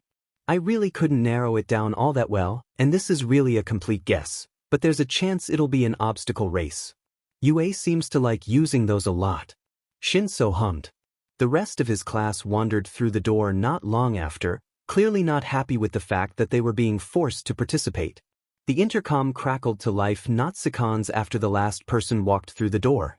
Present Mick's voice filled the room, telling them to make their way into the stadium. Shinso rose up out of his seat without a word, and Izuku did the same. Soon, they were walking into the sunlight again, the sun blazing in the sky. Its harsh light forced Izuku to close his eyes for a moment. He blinked them open to ensure he could keep an eye on his surroundings. He brought a hand up to block the sun, keeping it there as he walked with legs that felt a little weak. Was it necessary to have a live audience? Glancing around, there were 8 exits in the stadium, each leading to what looked like a dark hallway like the one they had just come from. Izuku then looked up to the stands and instantly regretted it. They were packed to the brim, nearly overflowing into the stairs that divided each section with the sheer amount of spectators who'd come to watch the first years compete. The crowd was a roaring mass. It made sense for the stands of the first year's stadium to be packed, of course. It was the place citizens went to catch a glimpse of new talent and new quirks, and pro heroes went to scout for students to offer internships to. The thought of so many people, including pro heroes, watching him made Izuku shudder. As a general course student, he wasn't allowed an internship with a pro, but they would still be watching if he managed to make it past the first round. If he didn't make a good impression now, they might disregard him completely in the future. If he ever transferred. He kept pace with Shinso, who was glaring at their soon-to-be competition ahead of them. On the stage was Midnight, in her hero costume as usual, though now she was holding a WHP. Above them at the top of the stands, Present Mike was announcing the arrival of each class from a press box. Eraserhead sat beside him. Of course Eraserhead would be watching. Now, if Izuku made a fool of himself, he could never live it down. Not that he would have anyway, but still. While Class 1A and Class 1B got more flattering introductions from Present Mike, the General Studies classes were introduced by name only. Shinso scowled at that, and Izuku couldn't blame him. At first, the animosity towards the hero courses had surprised Izuku. But they did have All Might as their teacher, and they clearly had preferential treatment over the other courses. Many despised the cancellation of UA's events that were open to the public, which was a result of the USJ scare. It was to protect the students from villains, so Izuku saw no problem with it. But he also wasn't a fan of events that included crowds of people, so he might have been a bit biased. Sure, sometimes even he could find the school's blatant favoritism irritating. But no school was perfect, and by the way Izuku came home injured solely from his training with Shinso, it was far better than his junior high had been. Even if only because nobody knew what his quirk was. As they stopped at the back of the crowd, Midnight yelled over the crowd, "Silence, everyone!" She paused for a moment to let the audience quiet down. For the student pledge, we have the student who placed first in both the hero course's practical and written exams, Katsuki Bakugo. Shinso scowled as Bakugo dragged himself up the stairs to the stage. Izuku found a place behind him, letting Shinso's body shield him from Bakugo's sight. When he and Shinso stood side by side, Izuku's full height barely reached Shinso's chin, so he hoped that would keep him hidden.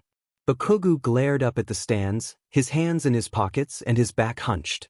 Stepping up to the microphone and making no move to take it out of its stand, he said, "I just want to say, I'm gonna win this."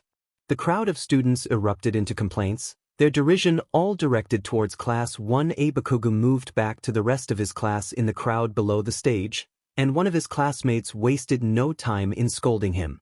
He chopped at the air with strangely robotic motions. His fingers were squeezed together like they'd been glued. Without further ado, Midnight began awkwardly, "It's time for us to get started. The first game is what you'd call a qualifier. This is where you begin feeling the pain." She held her WHP up, pointing it in the direction of the screen that would soon display the name of the first round's event. The options started to spin, too quickly to read what they were. Eventually, the spinning slowed and landed on obstacle race. Tada! Shinso raised his eyebrows. You're right. Izuku grinned sheepishly, running a hand through his hair. I did a lot of research. Before the crowd could begin to murmur, Midnight continued, remember, everyone, using your quirks is not only allowed but encouraged. You may even use them to sabotage your fellow competitors, as long as you don't intentionally hurt them. And make sure to use them well, because only the first 42 students to finish the race will be moving on to the second round. Good luck. Second round? Izuku shook his head. That one I really couldn't narrow down nearly as much. It could be any number of things. Maybe a game of capture the flag? That one they used 6 years ago. We'll see soon, he said, putting an effective end to the speech Izuku had been about to give. He nodded in the direction of the entrance to the obstacle race, to which the mammoth stone doors had just begun to slide open. Let's go. Oh, Izuku said, jogging to catch up. We should try to get a spot up near the front. Don't you think? Izuku tried to suppress a frown. Getting closer to the front was the best course of action, he believed, but it also meant pushing through a mass of people. But the alternative outcome was far worse. If the hallway behind the entrance is as narrow as it looks, it'll almost be an obstacle in its own right. Think. The people who get stuck in the crowd will be at a disadvantage, since it'll probably take a while to even get out of the hallway. There's a chance someone, probably a hero course student, will try to take out the frontrunners, though. So maybe we get a spot near the front but not quite there? Maybe? What do you think? Shinso nodded and headed off, so Izuku followed him as he wove his way into the crowd and forced his way as close to the front as he could. Izuku's skin prickled all the while. They didn't get awfully far, but it was better than taking a spot in the back. No hard feelings? Right? Izuku confirmed. Good luck. It wouldn't make as strong of an impression if they used each other to succeed, as that would imply they could only do well when they fought together. They needed to establish that they were worthy of the hero course on their own. Therefore, they would move separately. You too. In the mass of students, nobody was talking. Even so, just the sound of the throng shuffling their feet in anticipation made it difficult to hear the buzzer count down the seconds. But when it struck 0, it was louder than he'd expected. Certainly loud enough to hear across the stadium. Though he was expecting a noise, he could feel himself flinch. Everyone was off in a flash, shoving themselves into the writhing crowd in the hallway. Shinso and Izuku were quickly pushed away from each other. Izuku kept moving forward. Passing the first round was priority. And, if possible, doing so in a way that would draw some positive attention to himself. But positive attention would be difficult if he used his quirk. The other side of the hallway seemed so far away as Izuku struggled to avoid being trampled into the ground. Barely keeping his head above the mass, Izuku watched as Todoroki, recognizable by his half-red, half-white hair, broke away from the group and made it out to the other side. Todoroki's right hand twitched. That was the sole warning anyone got before a wave of ice was sent barreling towards everyone behind.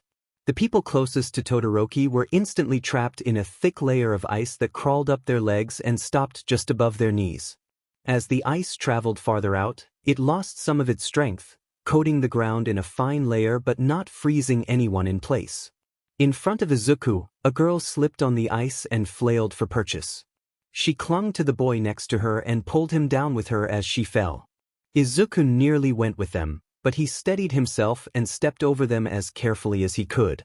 Hoping they wouldn't get hurt but unable to waste time, he kept pushing himself forwards. Finally, he made it through, sliding a little too far and stumbling. As he caught himself, he looked ahead. He didn't have much more ground to cover before the ice gave way to the packed dirt of the path. Right behind Izuku was Shinso, who had brainwashed 3 students into carrying him. Though it seemed a little cruel to brainwash them into such a thing, he knew Shinso was out to win, and therefore being the ones he brainwashed might actually be an advantage. Behind Shinso was a mass of students so packed together that they could barely move at all. They had made the right call. 42 students would live to see the second round. In other words, Izuku needed to hurry. Without a quirk to aid him in any way, he was at a severe disadvantage from the very beginning. But the only quirk he could have possibly taken before the festival began was his mother's. There was a slim chance it could have been helpful, but it wasn't enough to warrant him taking it from her. While he could take a quirk from one of his fellow competitors, the same reasoning he'd used to justify avoiding the hero exam could be applied. Sure, the sports festival was his best chance of making a name for himself, of getting the hero course teachers to notice him. And sure, maybe when compared to the entrance exam, the sports festival was less important. But there had to be plenty of competitors around him, even the hero course students, who didn't have quirks that would aid much in an obstacle race. And if he used his quirk so early on and people started talking about it, which they were sure to do with an awful quirk like his, he would be at a disadvantage in the rounds that mattered more. After all, everyone would know to avoid him. He would have to use his quirk eventually, but he didn't need it yet. He could qualify without using his quirk.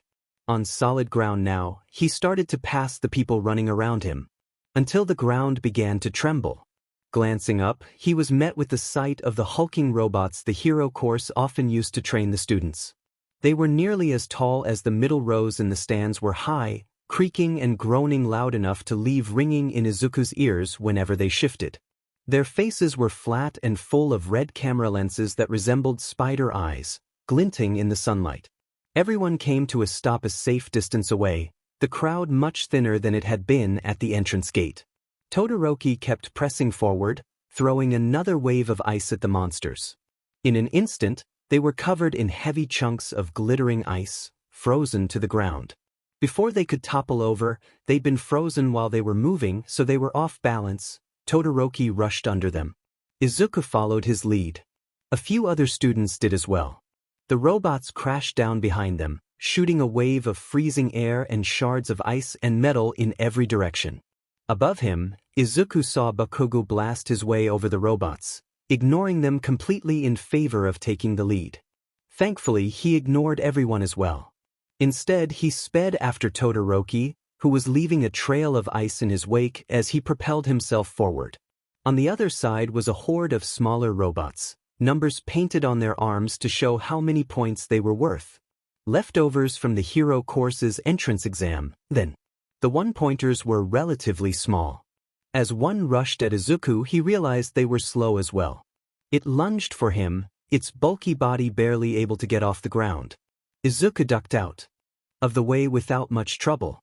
Despite the heavy workload that his classes had piled on him, Izuku had stuck to a trimmed training routine. To keep up with his work, he'd had to reduce his runs. One in the morning and another at night to only one in the evening. Still, he'd built up an impressive amount of endurance since when he'd started in junior high.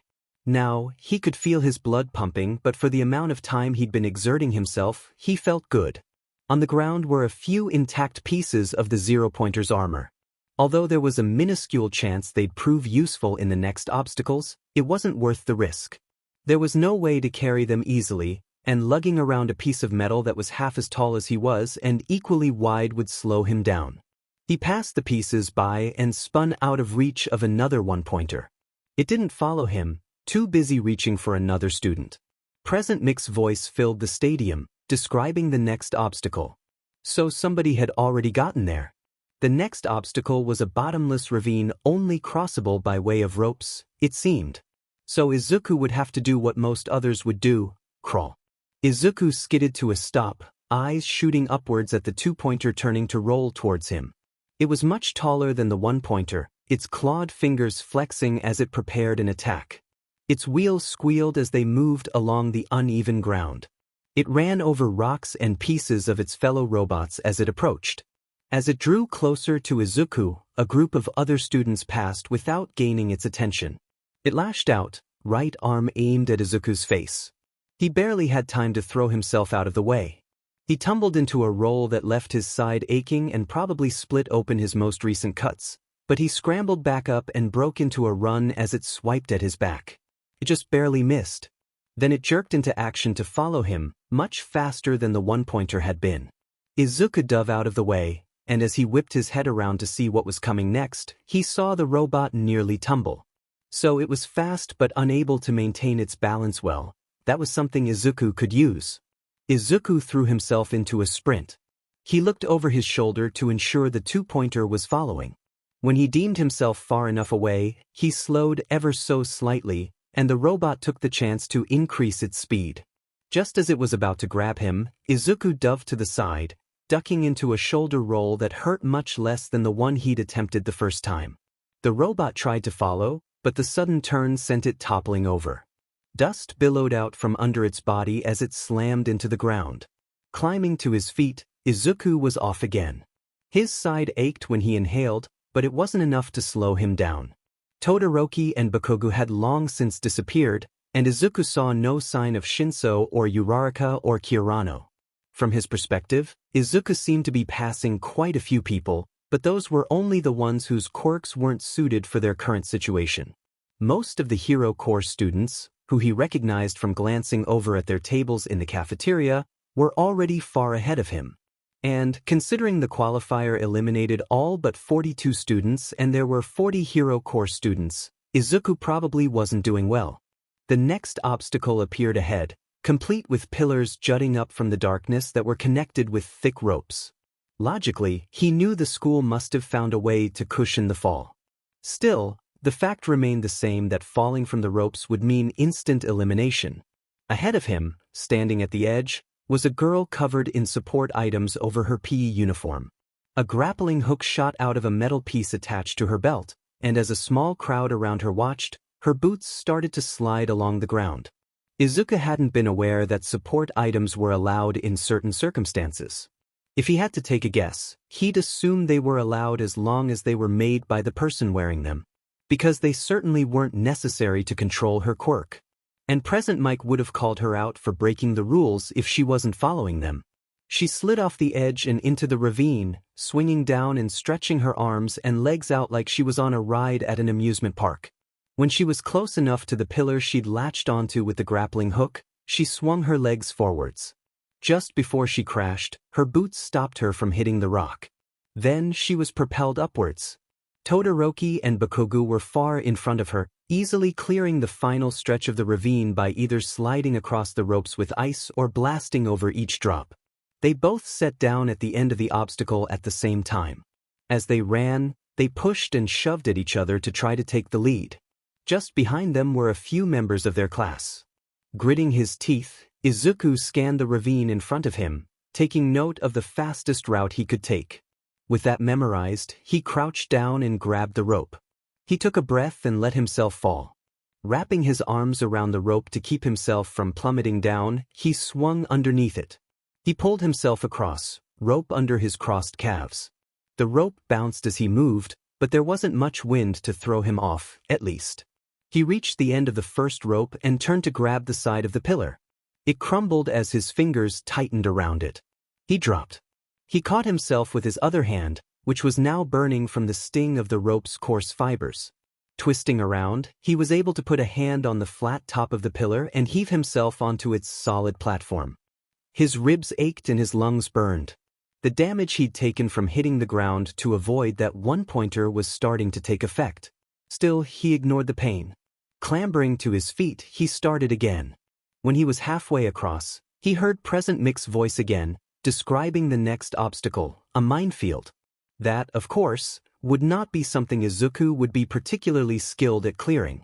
But it was something Bakugo could clear easily, and depending on how sensitive the mines were, Todoroki might be able to clear it with his ice under his boots.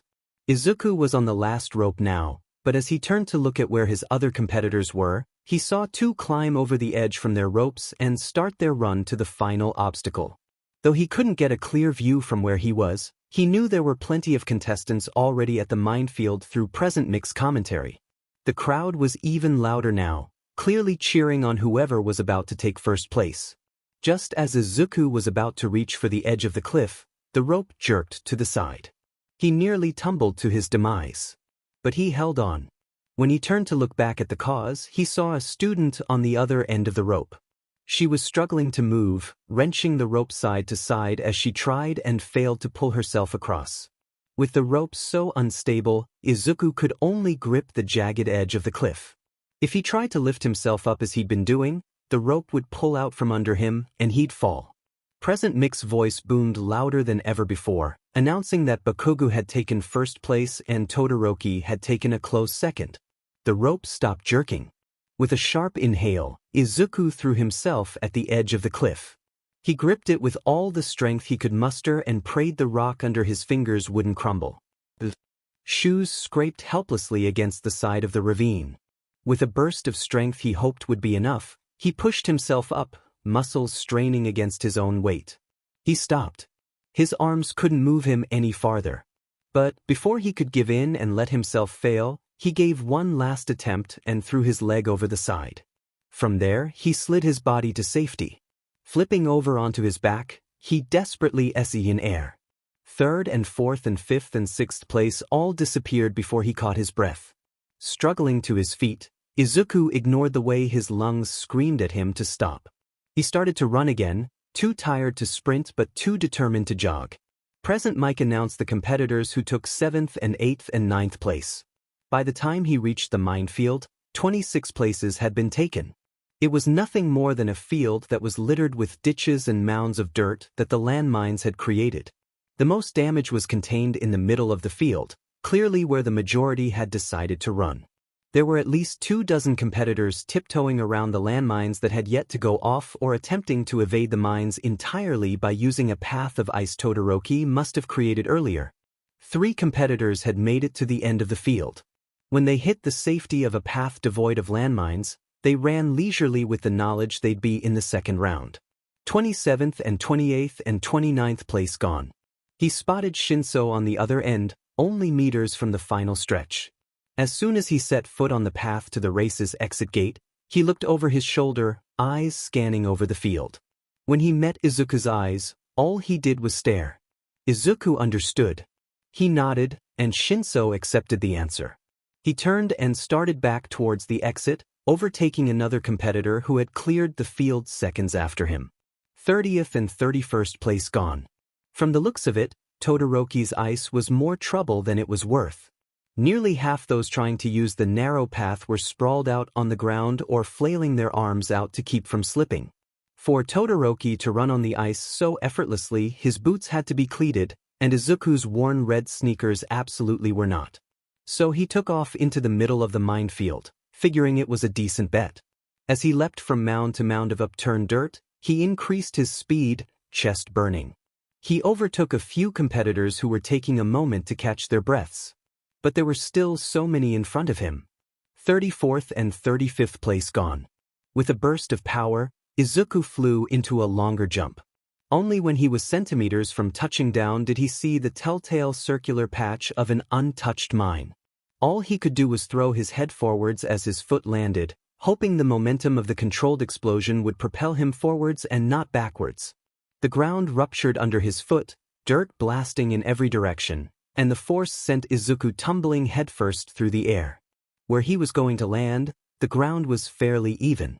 No landmines to hurl him in a different direction. He hit the ground on his upper back, rolling to reduce but certainly not neutralize the pain. He was glad he'd bandaged his cuts well the night before, or else the blood would be seeping through his pea uniform.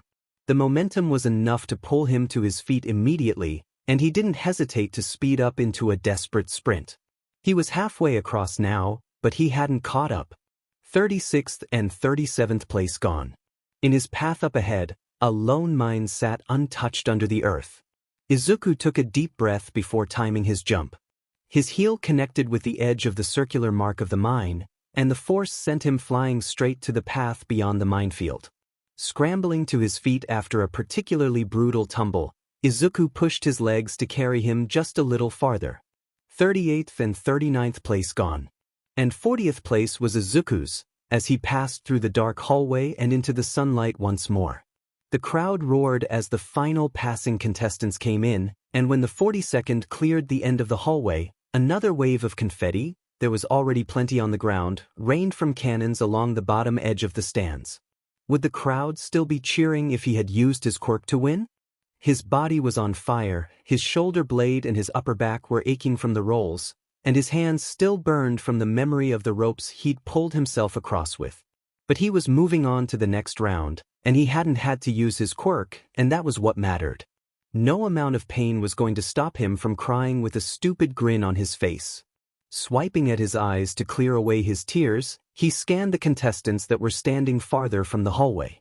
His eyes caught Shinsu's mass of fluffy hair over the head of the girl who was covered in support items. As soon as he'd wiped away the last of his tears, he made his way over to Shinso, waving as soon as his classmate caught sight of him. Shinso didn't bother waving back, but he did take a couple of steps towards Izuku to meet him in the middle. Cut it close? Izuku half grimaced, half grinned. I know. But why? Midoriya, Uraraka's voice called, waving to him as she jogged over. You made it. Before he could respond, there was a firm hand on his shoulder, and Izuku jumped but didn't instinctually wrench away from her grip, alerted by a voice behind him before he'd been touched. Immediately, the hand let go. When Izuku checked to see if anyone else had noticed, he cringed. Shinso and Uraraka were staring at him, faces both concerned but one scarcely noticeable and the other far more obvious. Behind him, Kirano blinked at her hand, checking her claws like she thought she'd accidentally pricked him. Sore, I'm sorry, Izuku said, eyes downcast but watching the three's hands at their sides. He resisted the urge to snake his fingers under the sleeve of his uniform and dig into the flesh on his upper arm. It's, something? It's not personal. I'm sorry. The following silence made Izuku squirm, but he couldn't find the voice to fill it. Shinso sighed and asked the two, Who are you? Izuku shot him a grateful look, to which Shinso kept his face blank, but Izuku knew he'd seen it. As the two introduced themselves, he let his shoulders relax partially. When they finished their explanations and Shinso solely offered his name in return, Izuku smiled and said, I'm glad you all made it. Same, Kirano said. But you might want to rank a little higher this round if you want to get noticed. Izuku grinned awkwardly. I know. Midnight cut their conversation short. Now, the real fun begins. As she had the first round, she raised her WHP and pointed to the screen. Let's see what we have in store for you next. On the screen, a selection of events spun and spun, giving the illusion that the event would be randomly chosen. Of course, the next event had already been determined, as they had to set up for each. But that didn't provide any comfort. The wheel's spin slowly died down until the board displayed the words Cavalry Battle. Well, that was new. As far as Izuku knew, this was the first time UA had used a cavalry battle as one of its sports festival events, which meant it was either new or hadn't been used in 2 decades. And he wouldn't lie, he'd never been a fan of cavalry battles. Well, actually, he wasn't a fan of them. He'd never actually participated in one. In his junior high's sports festivals, his classmates had refused to let him anywhere near them.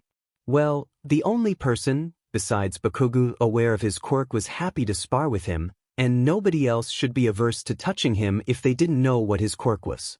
But he doubted he could get away with dodging the question now. What would he do if nobody would team up with him because of his quirk? They couldn't possibly disqualify him if nobody would partner with him, could they? Or maybe people would partner up with him, thinking he wouldn't take their quirks if they appeased him? Biting his tongue, Izuku forced himself to focus on Midnight's voice as she began her explanation. Each person would receive a headband with a certain number of points, starting from 42nd place with 5 points, 41st place with 10 points, and so on. All headbands in a team would be handed off to the rider of the group, who could wear them either around their neck or forehead. Contestants could use their quirks to aid them, as long as they didn't purposely harm anyone severely.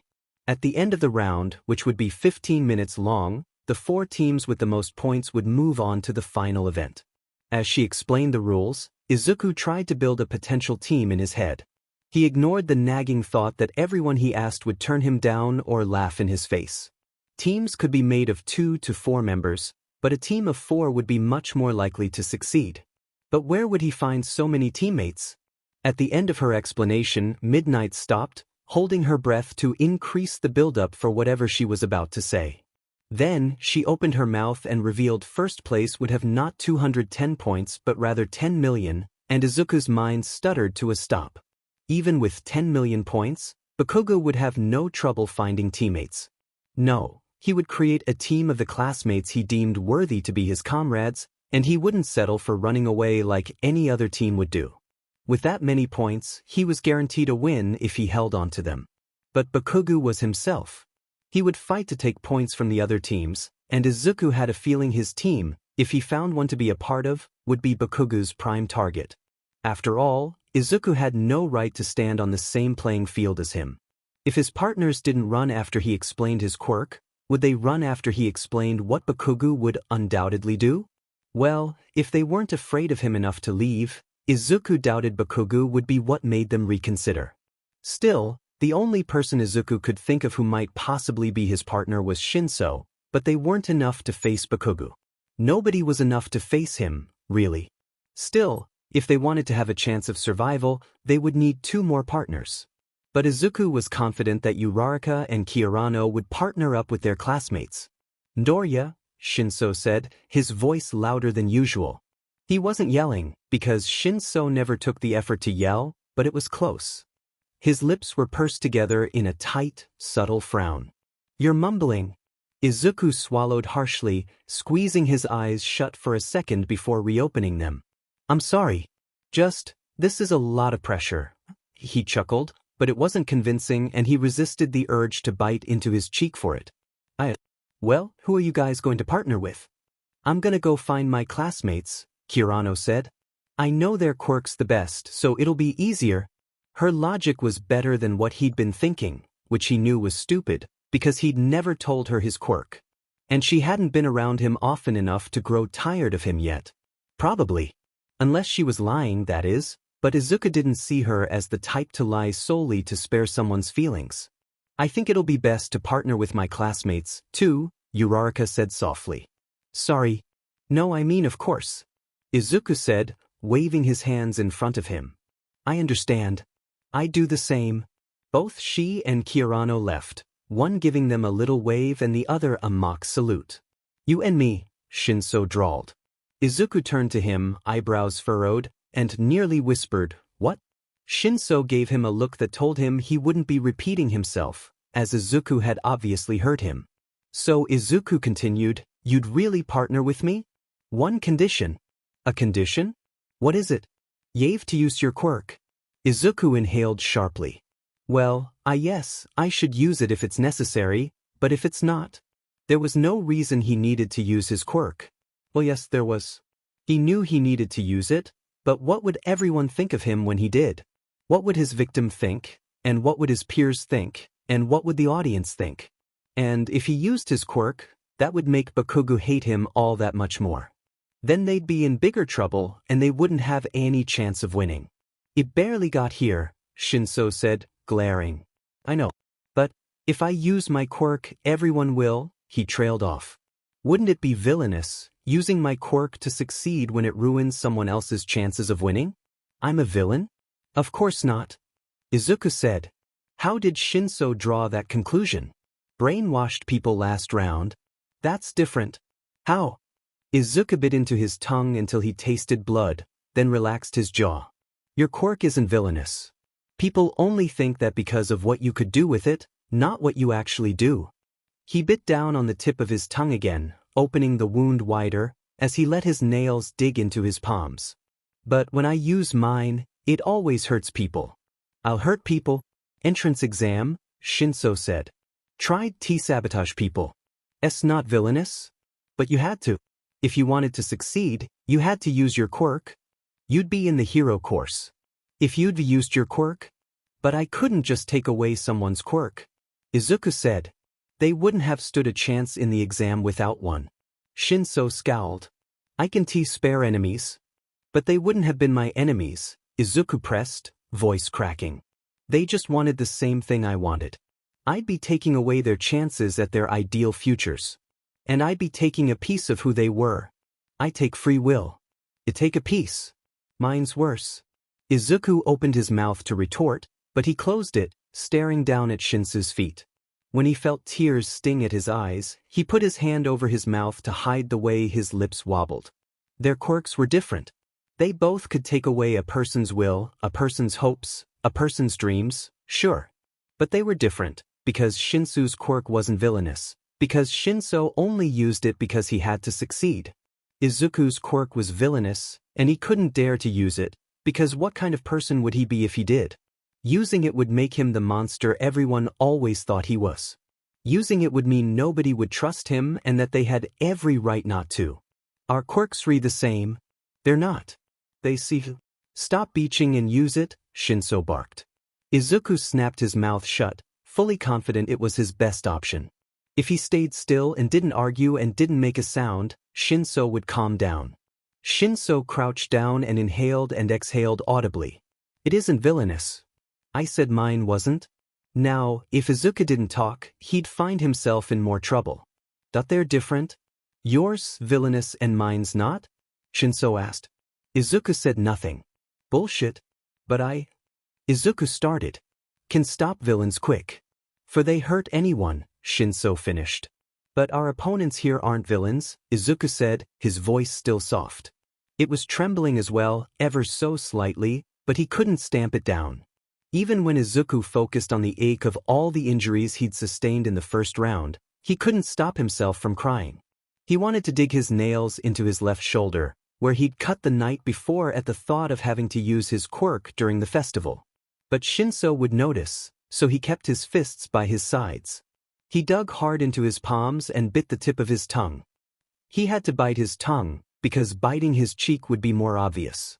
And if Shinso noticed the blood, accidentally biting his tongue during the first event would be believable. Hero course teachers need to see it.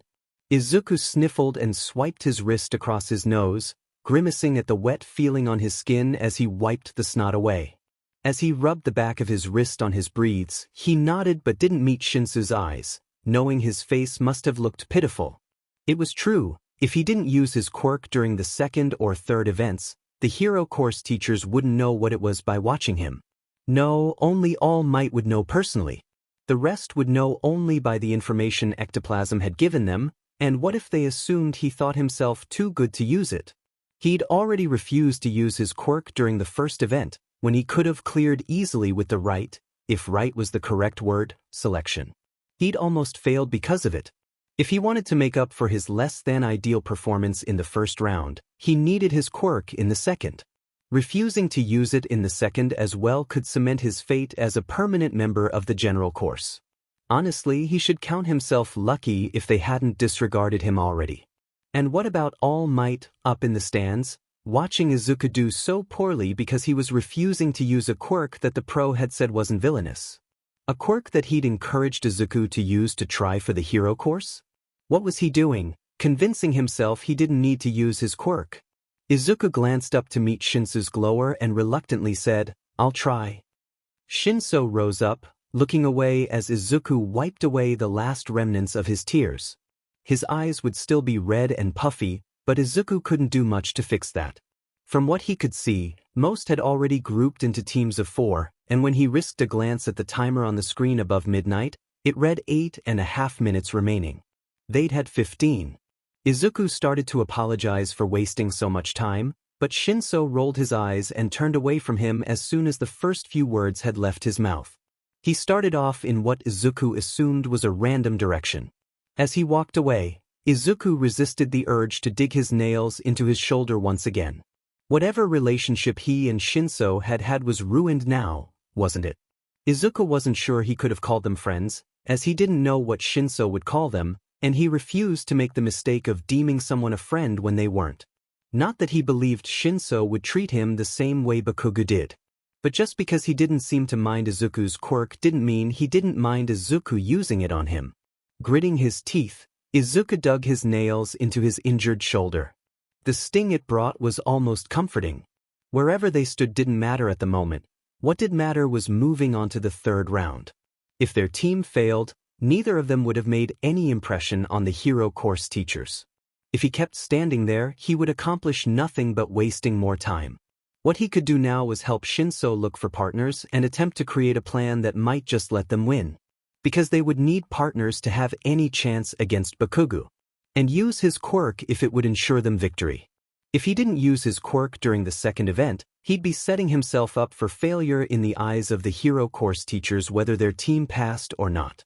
If they failed because Izuku refused to use his quirk, he would be ruining Shinsu's chances of making it to the next round, if not anyone else's, too. And was that not the same as letting down victims of a villain when he refused to take that villain's quirk if he ever became a pro? He could keep a good conscience if he failed because he refused to use his quirk, but he'd lose it the second someone else failed because of him. Either he refused to use his quirk and aided the other teams, thereby hurting his own team, or used his quirk and harmed the other teams to help his own. In the end, he would lose either way. He sniffled one last time and lifted his head up to scan the field for anyone still searching for a partner.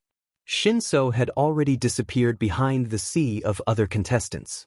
But Izuku knew he'd gone left, so he turned right and slipped around each group who were already planning their strategies. Just as he cleared the worst of the crowd, skin crawling, the girl who'd been covered in support items in the first round skidded to a stop in front of him. She just about launched herself in his direction. Her face stopped centimeters from his, and Izuku flinched back and nearly fell. "Are you in the general course? Please tell me you are. I've been searching forever," she whined. She didn't acknowledge Izuku's reaction to her approach, though he suspected it was because she hadn't noticed. Up close, Izuku could differentiate between each item she was wearing, though he could only guess at the applications of about half. She wore steampunk goggles pushed up to her forehead, a headpiece with tubes curled up like horns around her head, and acheronsis around her chest and middle that held something to her back that he couldn't see. She was still wearing the boots she'd used during the first round. She had set down a small trunk behind her legs, which he assumed held more support items. "I am," Izuku said. "Great," she said, grinning from ear to ear as she brushed a pink dreadlock out of her eyes. She was nearly shouting, but that seemed to be her natural volume. "You're trying to transfer into the hero course, right? Most general course students barely put in the effort to make it halfway through the first round." "Aye, that's right. Then team up with me. We can help each other. I want all my babies to get noticed by the support companies up there," she said, gesturing to the sections in the stands that were full of men and women in suits. "And you want to get noticed by the hero course teachers. I assume you'll be trying to make yourself stand out in this round." So he'd been right about her making the support items herself. Izuku stopped himself before he could ask why she wouldn't ask Bakugo to team up with her. Surely Bakugo would stand out more than Izuku. But she most likely had asked already, and Bakugo had probably declined in a more than impolite manner that made Izuku cringe just imagining it. Bakugo. What could Izuku ever do against him? Support girl might join his team, and maybe it would help against other teams, but against Bakugo? Could anyone ever help them stand against Bakugo? "The name's Mei Hatsum, by the way," she continued, not at all deterred by Izuku's lack of response. She grabbed the trunk and plopped it down in front of her, crouching down to open it. "I packed a ton of powerful babies, so I'm sure you'll find something you like floating around my arsenal." "Oh, I'm Izuku Midoriya." She produced some sort of backpack from the trunk and shoved it into his hands. If he hadn't been watching her, and if he hadn't seen her stance shift before she turned to shove it toward him, he would have jerked away. Instead, he caught it as she let it go. Immediately, she returned to digging around in the trunk while he stared down at the compact metal box in his arms. "Nice to meet you. Though I won't remember your name. Now, what you need is something to watch your back while you go after other teams. Just keeping your points won't be enough, considering you don't really have any," she said. There wasn't any amusement in her voice. She was just stating a fact without a care of what the implications were. "What you're holding right now is what I like to call the Iron Spider. It uses sensors to cover your blind spots, so you can focus on what's in front of you while it guards your back. It's perfect for what you're trying to do, I'll bet." "So what's your quirk?" Izuku tensed, his abused muscles protesting the action. It took him a while to work up the nerve to even open his mouth, but the fact that she still didn't bother looking up at him even when he went silent made it easier for him to force out, "I can take quirks from other people?" She turned to stare at him then, a strangely shaped gun in her hands. Izuku glanced behind him, ready to freeze or flee. She merely stood up, and her face lit up with excitement. "Do you know how many support items I could make for you depending on which quirk you have? Think you could take a few permanently so my babies wouldn't go to waste? When you become a hero student, make sure to stop by 1HS Studio, and I'll fix you up with something awesome. Izuku blinked, unable to respond. I can just see up to 5 kilometers away. Not exactly useful for this type of thing. Or really anything, she laughed. For a second, Izuku wondered if that was the reason she didn't seem afraid of him. If he took her quirk, it didn't appear she would mind much. Still, that didn't make sense, as even his classmates in elementary and junior high school with quirks that weren't particularly useful wanted him to touch them. Before Izuku could try to think up another reason, Hatsum presented him with the oddly shaped gun she'd been holding. This baby is my quad blaster. It shoots cartridges that release capture nets. It can shoot 3 nets before it needs to be reloaded. She paused, stuck her head back in her trunk, and rummaged around. Looks like I left the extra cartridges in the studio. That's my bad. Ignoring the fact that the gun's name didn't make much sense, Izuku said, that would still be a really big help, actually. And your Iron Spider, right? So let's team up. Got any other teammates in mind?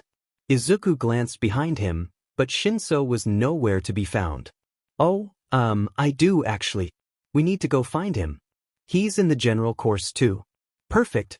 As Izuku led the way in the direction he'd last seen Shinso, he checked the clock. He beat down a rush of panic when he read only 5 minutes remaining. They moved through the crowd as quickly as they could. Izuku kept his head up, searching for Shinso's hair. When he saw it on the other side of the field, he motioned for Hatsum to follow with his head, since his arms were still full. Eventually, they moved out into a more open area, where he could see Shinso talking to one of their classmates. It was Kirikyu, the boy with the quite literal icy appearance who Izuku had taken notice of on the first day. Though they occasionally sat at the same table during lunch, it was odd sitting next to people during lunch, but his class was still oblivious to his quirk, so there was no glaring reason to avoid him. They knew little more than each other's names and motivations for joining the general course. Which was why it was strange to see he'd made it to the second event. Kirikyu had no intention of transferring like Shinso or Izuku did, though he had mentioned how much he hated how the general course received so little attention. Shinso, Kirikyu, Izuku greeted, mainly to alert them of his presence. Shinso kept his eyes on Hatsum, who was standing at Izuku's side. Who are you? Mei Hatsum, she said, shoving herself into Shinso's face just the same as she'd done with Izuku. He stared back at her with a frown, leaning back slightly so their noses wouldn't touch. And you are? Shinso. She, wants to be on our team. She's in the support course, so she can use all the support items she brought, and some of them seem like they'll be a really big help. And, Kirikyu, are you? Yeah, I'll be on your team, he said. He huffed a laugh. A team of only non-hero course students. If we can pull this off, it'll be a pretty big upset. It'll definitely be something to take note of, Izuku supplied, catching Shinso's subtle smirk right before it disappeared. Since we'll have to steal other headbands to get enough points? Izuku paused, bringing a hand to his chin. For a moment, he couldn't start up again, but his teammates had a right to know. Well, not, necessarily. The Bakugo will probably try to take everyone's points. He won't just settle for the 10 million points he has. He'll still go on the offense, so maybe if we can just avoid him, we'll be able to move on to the next round, because I really don't think we'll be able to fight him fairly, since he's, well, the guy who got first place? You know him? Kirikyu asked. Izuku hoped the grimace he made wasn't obvious. Yeah, kind of. And you think he'll take everyone else's points? I think so. He's not the type to go on the defensive. He has to win, and when he wins, he wants it to be by the largest margin possible. So he'll go after everyone's points, probably. Especially ours. Izuku couldn't help but move his hand from his chin to cover his mouth and nose. He doesn't like me all that much, so I'm afraid he'll target us specifically, probably towards the end of the round when we won't have time to steal back any points. And he's strong, obviously. Really strong. Why doesn't he like you? Izuku didn't suppose there was any use attempting to lie. As soon as Bakugo targeted him specifically, Shinso would draw the same conclusion whether Izuku spoke up now or not. So, in the end, Izuku needed to quickly reveal his quirk, hope Kirikyu didn't leave because of it, and hurry through their basic strategy. They needed to prepare for Bakugo. And, at least with this, Izuku could transition into the concept of his quirk. Though he was introducing it through the idea that somebody already hated him for it, so maybe it wasn't as convenient as he would have liked. But it truly didn't matter, as he would have had to say it eventually. He'd made a promise to Shinso, and he wasn't going to ruin his teammates' chances of success to protect himself. He, doesn't like my quirk? Which is? With his hand still covering his mouth, Izuku said, I can take other people's quirks. He forced his line of sight up so he'd be able to gauge Kirikyu's reaction. Then he forced out, and use them for myself. Kirikyu huffed. I can see why he wouldn't like that, he said, his voice abnormally calm. No panic, no fear, no backing away, no calling him a villain. No, just an elusive edge of hesitation in his words that stemmed from apprehension. In a way, it was better than Hatsume's reaction, while Hatsume had seemed to grow even more. Excitable at the mention of his quirk, Kirikyu grew hesitant. That was to be expected, it was what he should have done. It was almost better because he was reacting in a genuine way, but he was trying to suppress his fear to avoid provoking Izuku. And that was what everyone would do if Izuku became a hero. They would see him as a villain, and he would fight to prove that he was different, that he was good, that he could be trusted. And one day they might just trust him. That was all he could ask for. Still, is that really worth hating someone for? It's not like you had any say in it, Kirikyu continued. Izuku frowned, confused. You didn't take his quirk and never give it back, did you? No. I couldn't. So he's just an butt, Kirikyu said. Shinso snorted. After shooting Shinso and Hatsume an apologetic look, Izuku offered, Still, if you don't want to partner with me because of my quirk, I understand. Midoriya, Shinso warned. Before Izuku could apologize, Kirikyu said, Why would I not want to partner with you for that? Your quirk might actually come in handy. Think about it. Why not just take Bakugo's quirk? Because if Izuku did, Bakugo might actually kill them all. Kirikyu continued, My quirk's called Frost Breath. It's pretty self-explanatory. My breath is cold enough to freeze things if I want it to.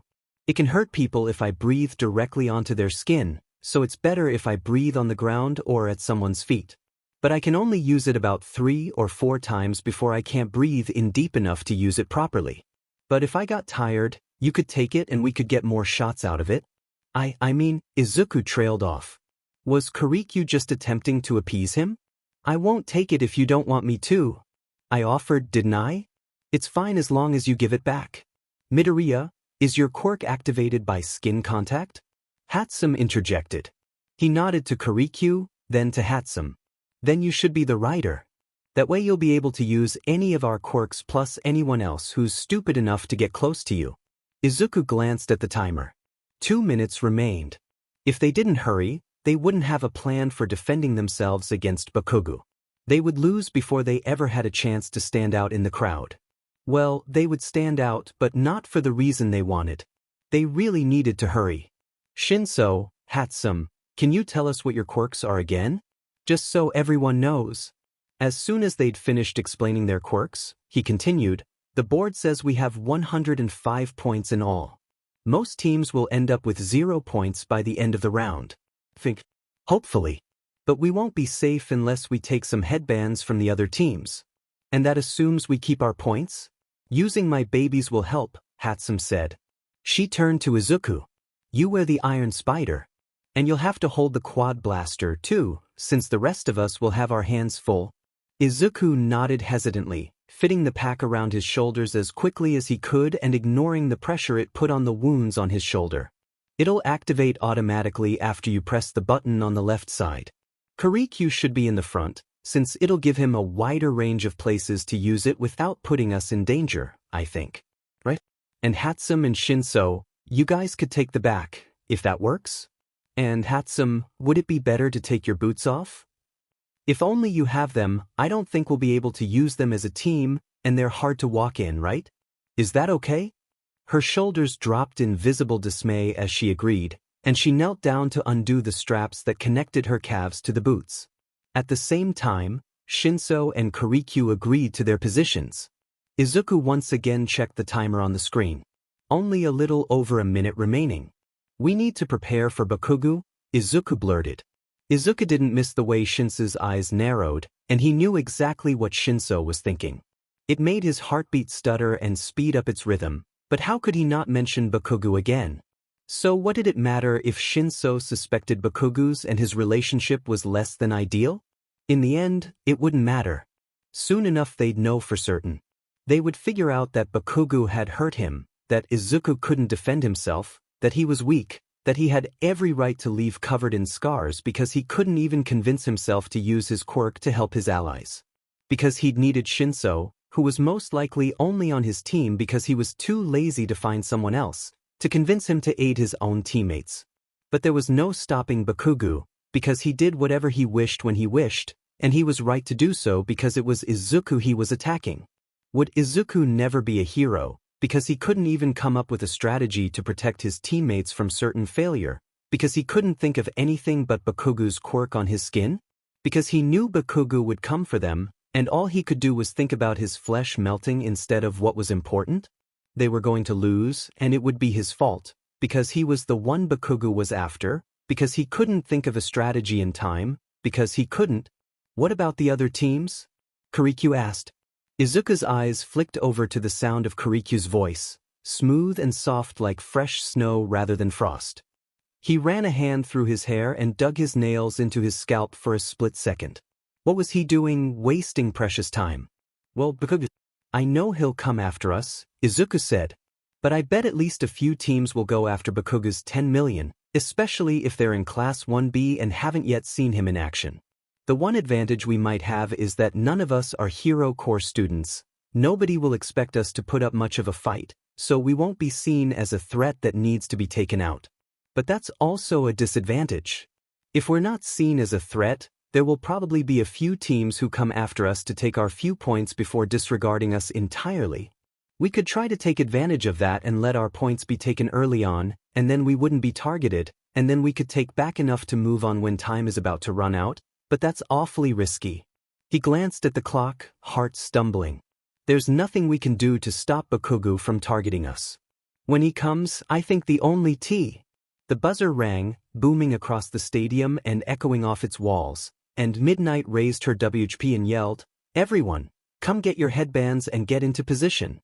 The cavalry battle will begin in 30 seconds. They were going to lose. And it would be Izuku's fault."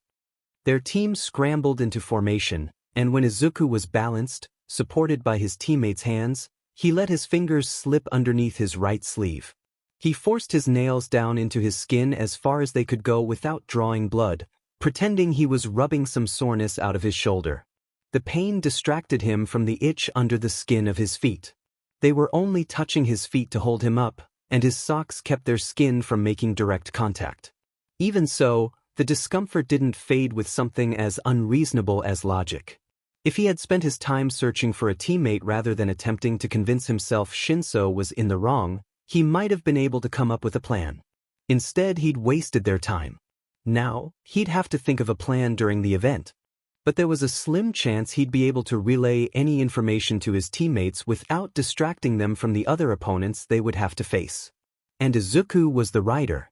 He would be the one responsible for keeping an eye out for threats and potential targets. He could juggle it, he knew, but he couldn't jeopardize their team's need for points by muddling it with a plan to defend against Bakugo when he wasn't a current threat. If Izuku's position called for him to give instructions, he would have to do so. But they would have to be based on whatever threat was imminent. Izuku released the tension in his hand after one last burst that sent another bolt of pain through his shoulder. He brought his hand down to hit the button on the side of the iron spider, feeling it click under his fingertip.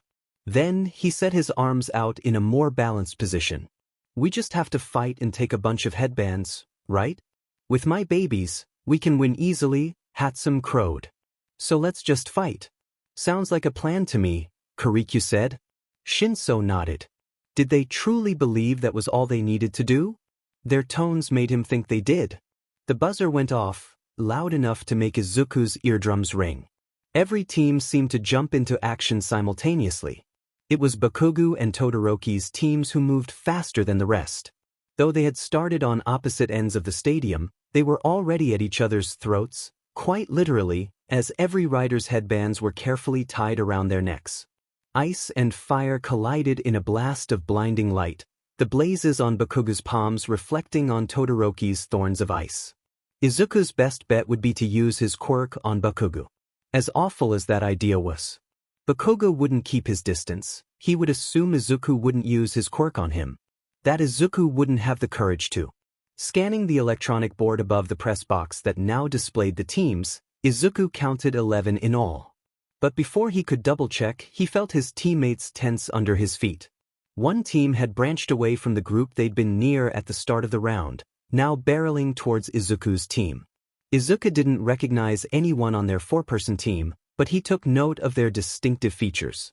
The rider had silver hair and an almost feathery crown surrounding his eyes, which could either be an eye mask or his eyelashes.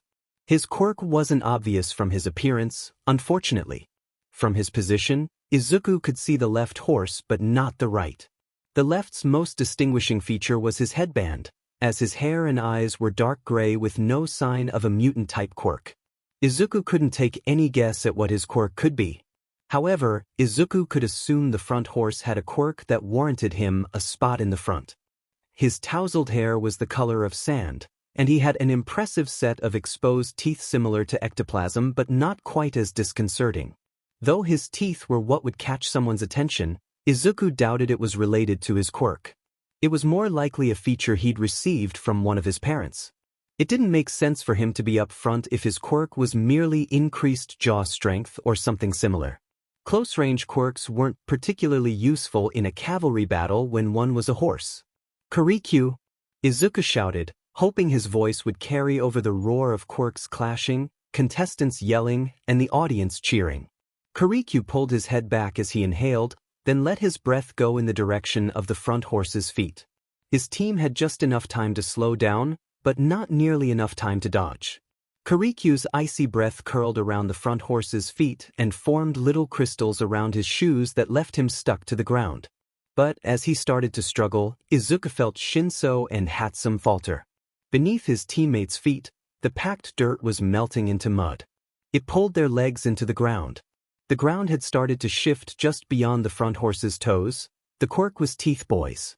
Could he solely turn the ground into a quicksand-like substance? Or was his quirk more general than that? In the bare field, Izuku doubted the specifics mattered. "I can't get out," Kirikyu shouted, Shinso grunting his agreement. "My ice won't hold him for much longer." Before Izuku could reply, he felt the iron spider were to life. It snapped open instantly. 4 metal spider legs all extended in the same direction. Izuku nearly fell forwards, instinctively flinching away from the sudden noise and movement. Luckily, his team remained unaffected by his misstep, considering they were still stuck. Still, he'd prefer not to make that mistake again. As long as he expected the reaction, he wouldn't flinch, so he vowed to keep the iron spider in the back of his mind. The spider legs blocked an attack from a girl whose quirk Izuku couldn't decipher from where he was. All he could see was a flesh-colored cord shooting in his direction and the iron spider knocking them out of the air. When the cord retreated, the spider legs folded back into the backpack. The pack's opening snapped shut. "The hell's your quirk?" Shinso called out to the front horse, who'd gotten 1 foot free from Kirikyu's ice.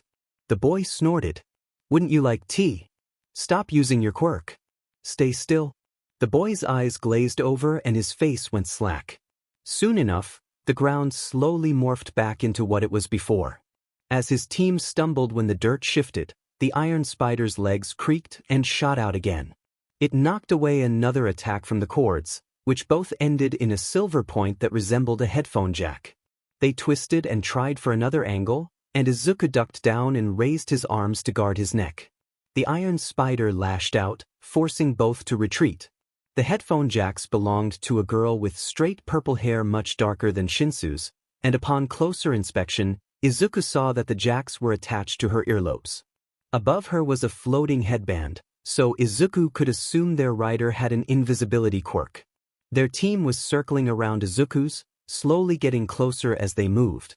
"Want to know what I did?" Shinso asked, smirking at the gray-haired rider in front of them. He was staring at the front horse, whose eyes were still glazed over. The others, from their positions, couldn't seem to shake Shinsu's brainwashing off of him. The rider opened his mouth, only to shut it when the back horse in the headband hissed, "Don't respond." "I think that's how his quirk works." Shinso huffed. "There's another team to our left headed for us," Izuku said, glancing from them to the rest of his surroundings. Bakugo and Todoroki were still locked in battle, but another team had joined the fray. Even so, the scoreboard still showed Bakugo's team with the 10 million. After checking the timer, Izuku scanned his surroundings again. If they were going to get points before Bakugo attacked them, now was their chance. Because Bakugo would come for them, and he'd make it personal. He'd be the one taking the headbands, obviously. Izuku would have to take his quirk while simultaneously defending against that. When Bakugo reached for his throat, he'd have to use one hand to take his quirk and use the other to swat his hand away. Without an explosion, it shouldn't be as difficult. Izuku continued, "But it looks like they're the only ones. I think we should retreat but maybe meet that team? The girl with the purple hair has a pretty useful long-range quirk, which isn't ideal, but they're not going to leave us alone. Do you guys think we should try for their points?" "Sounds good to me," Hatsum said. Shinso nodded. Entirely free from the mud, his team followed his suggestion. Together, they sped away. As they did, the back horse of the other team finally shook the front horse's shoulder forcefully enough. Blearily, he blinked Shinsu's brainwashing away. Still, he was too disoriented to move immediately, and when his team did start to move, it was only to run into a net from the quad blaster. The team struggled to pull it away, clawing fruitlessly without any quirk that would help untangle them. The invisible person's team was much closer now, and the iron spider lashed out again and again to block the purple-haired girl's quirk. She was the front horse, with one back horse that had worryingly large lips and another with a rock-like head. Neither had a discernible quirk. Izuku raised both hands to guard his temples, figuring he didn't need to keep the quad blaster pointed at them. A net wouldn't do much against the headphone jacks. In fact, he bent his knees and offered the quad blaster to Hatsum, explaining that it would be better for him to have both hands free. She took it, holding it by the grip with 2 fingers while keeping the rest on Kuriku's shoulder.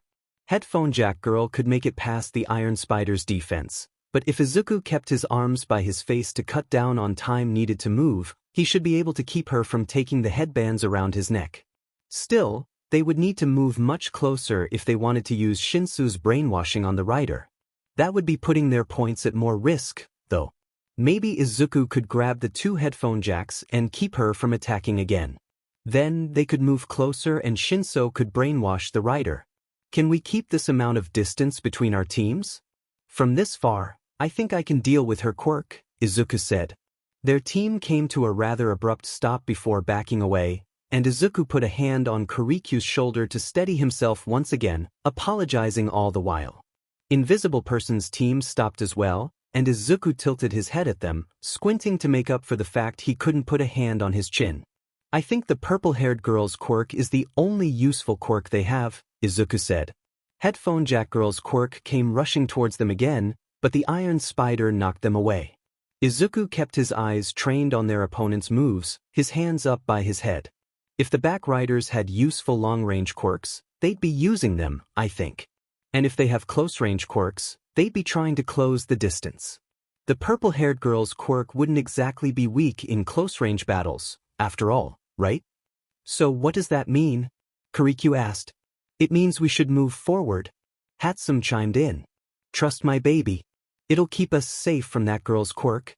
From a shorter distance, Izuku didn't trust his reflexes nearly as much, but the Iron Spider hadn't failed him yet. Though, just like him, the spider legs would have less time to react from a closer range.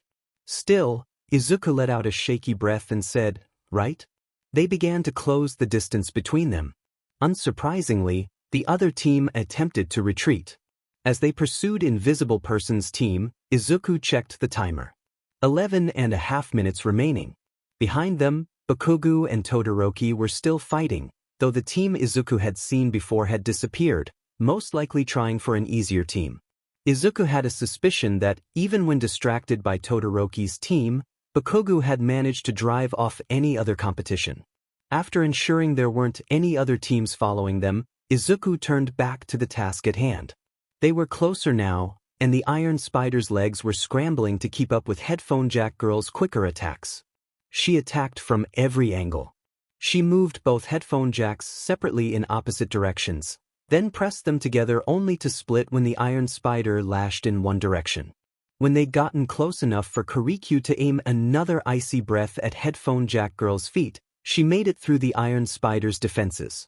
Izuku swiped his hand out just in time to catch one of her headphone jacks.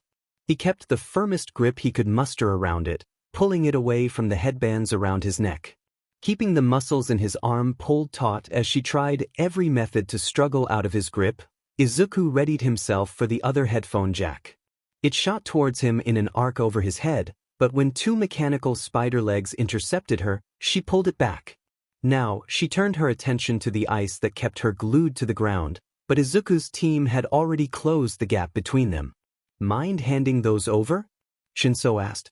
You really think we do that? Headphone Jack Girl asked. Yeah, there's no way, a higher-pitched voice, Invisible Girl's voice, said. Don't move, Shinso said, eyes on Headphone Jack Girl, whose eyes dulled from black to light gray. Shinso flicked his eyes over to Invisible Girl's general direction and continued, take off all your headbands. Toss them to... Though Shinso had told her to toss them to him, Izuku would be the one to catch the headbands. Shinso didn't have free hands to catch anything. There was no visible reaction from Invisible Girl at first, of course. But then the four headbands around her neck unraveled as the Velcro that connected both ends broke apart. In their position, the back horses couldn't reach them even if they snaked their arms out from under the rider, so the headbands went sailing over to Shinso without resistance. Izuku had to lean forward more than he would have liked to catch them. Just as the headbands were nearing Izuku's hands, he dropped the headphone jack. Now, even if the impact of hitting the ground dispelled Shinso's brainwashing, Headphone Jack Girl wouldn't have time to use her quirk to snatch the headbands back. He snagged the headbands around his fingers and fastened them around his neck as quickly as he could, pressing each headband's pieces of Velcro together. Just as he'd done with his own team's headbands, Izuku flipped over the new four so that the sides facing outwards were blank. And then they were off again, circling around the middle of the stadium where the other teams were battling. Up on the scoreboard, their team had moved from 8th place. A few teams had lost their headbands, moving up the ranks of teams that had done nothing but keep their original points, to 5th place. Izuku had expected the jump despite not knowing the name of the rider, and therefore not knowing how many points that team had had from the scoreboard. Still, seeing their team's ranks slide up on the screen was almost proof that they had a chance. Especially while Bakugo and Todoroki's teams were still caught up fighting each other. But they wouldn't be fighting for much longer. When the time came, Bakugo would be too focused on Izuku to respond to anything Shinso said. And he couldn't assume Kirikyu's quirk would work either. The front rider of Bakugo's team might be there because he could withstand Bakugo's explosions. His classmates had to know he would use his quirk despite them being so close. Even if the front rider couldn't, that wouldn't stop Bakugo. He'd do his best to avoid seriously injuring the rider, but he'd still use his quirk. His explosions would instantly melt any frost Quirky could produce. Iku'd you taken her quirk? Shinso called up to Izuku. Izuku tensed. I didn't even think to. I'm sorry. Bakugo might respond to Izuku. Shinso would be far more forgiving than Bakugo if Izuku took his quirk instead. Izuku could brainwash Bakugo and ask him to toss over the 10 million headband, then the rest. The 10 million first for both the sake of time and to ensure Izuku didn't drop it when attempting to catch many others. Luckily, we didn't really need it, Quirky said. But maybe don't forget next time. I'm sorry. I won't, Izuku said, his voice resolute. With that, he wiped his palm across the side of his shirt and took the quad blaster back from Hatsum, hoping the gun wouldn't slip from his, now less, sweaty hand. He glanced at the timer once more. We have about 7 minutes left, and we still don't have enough points to get us into the next round.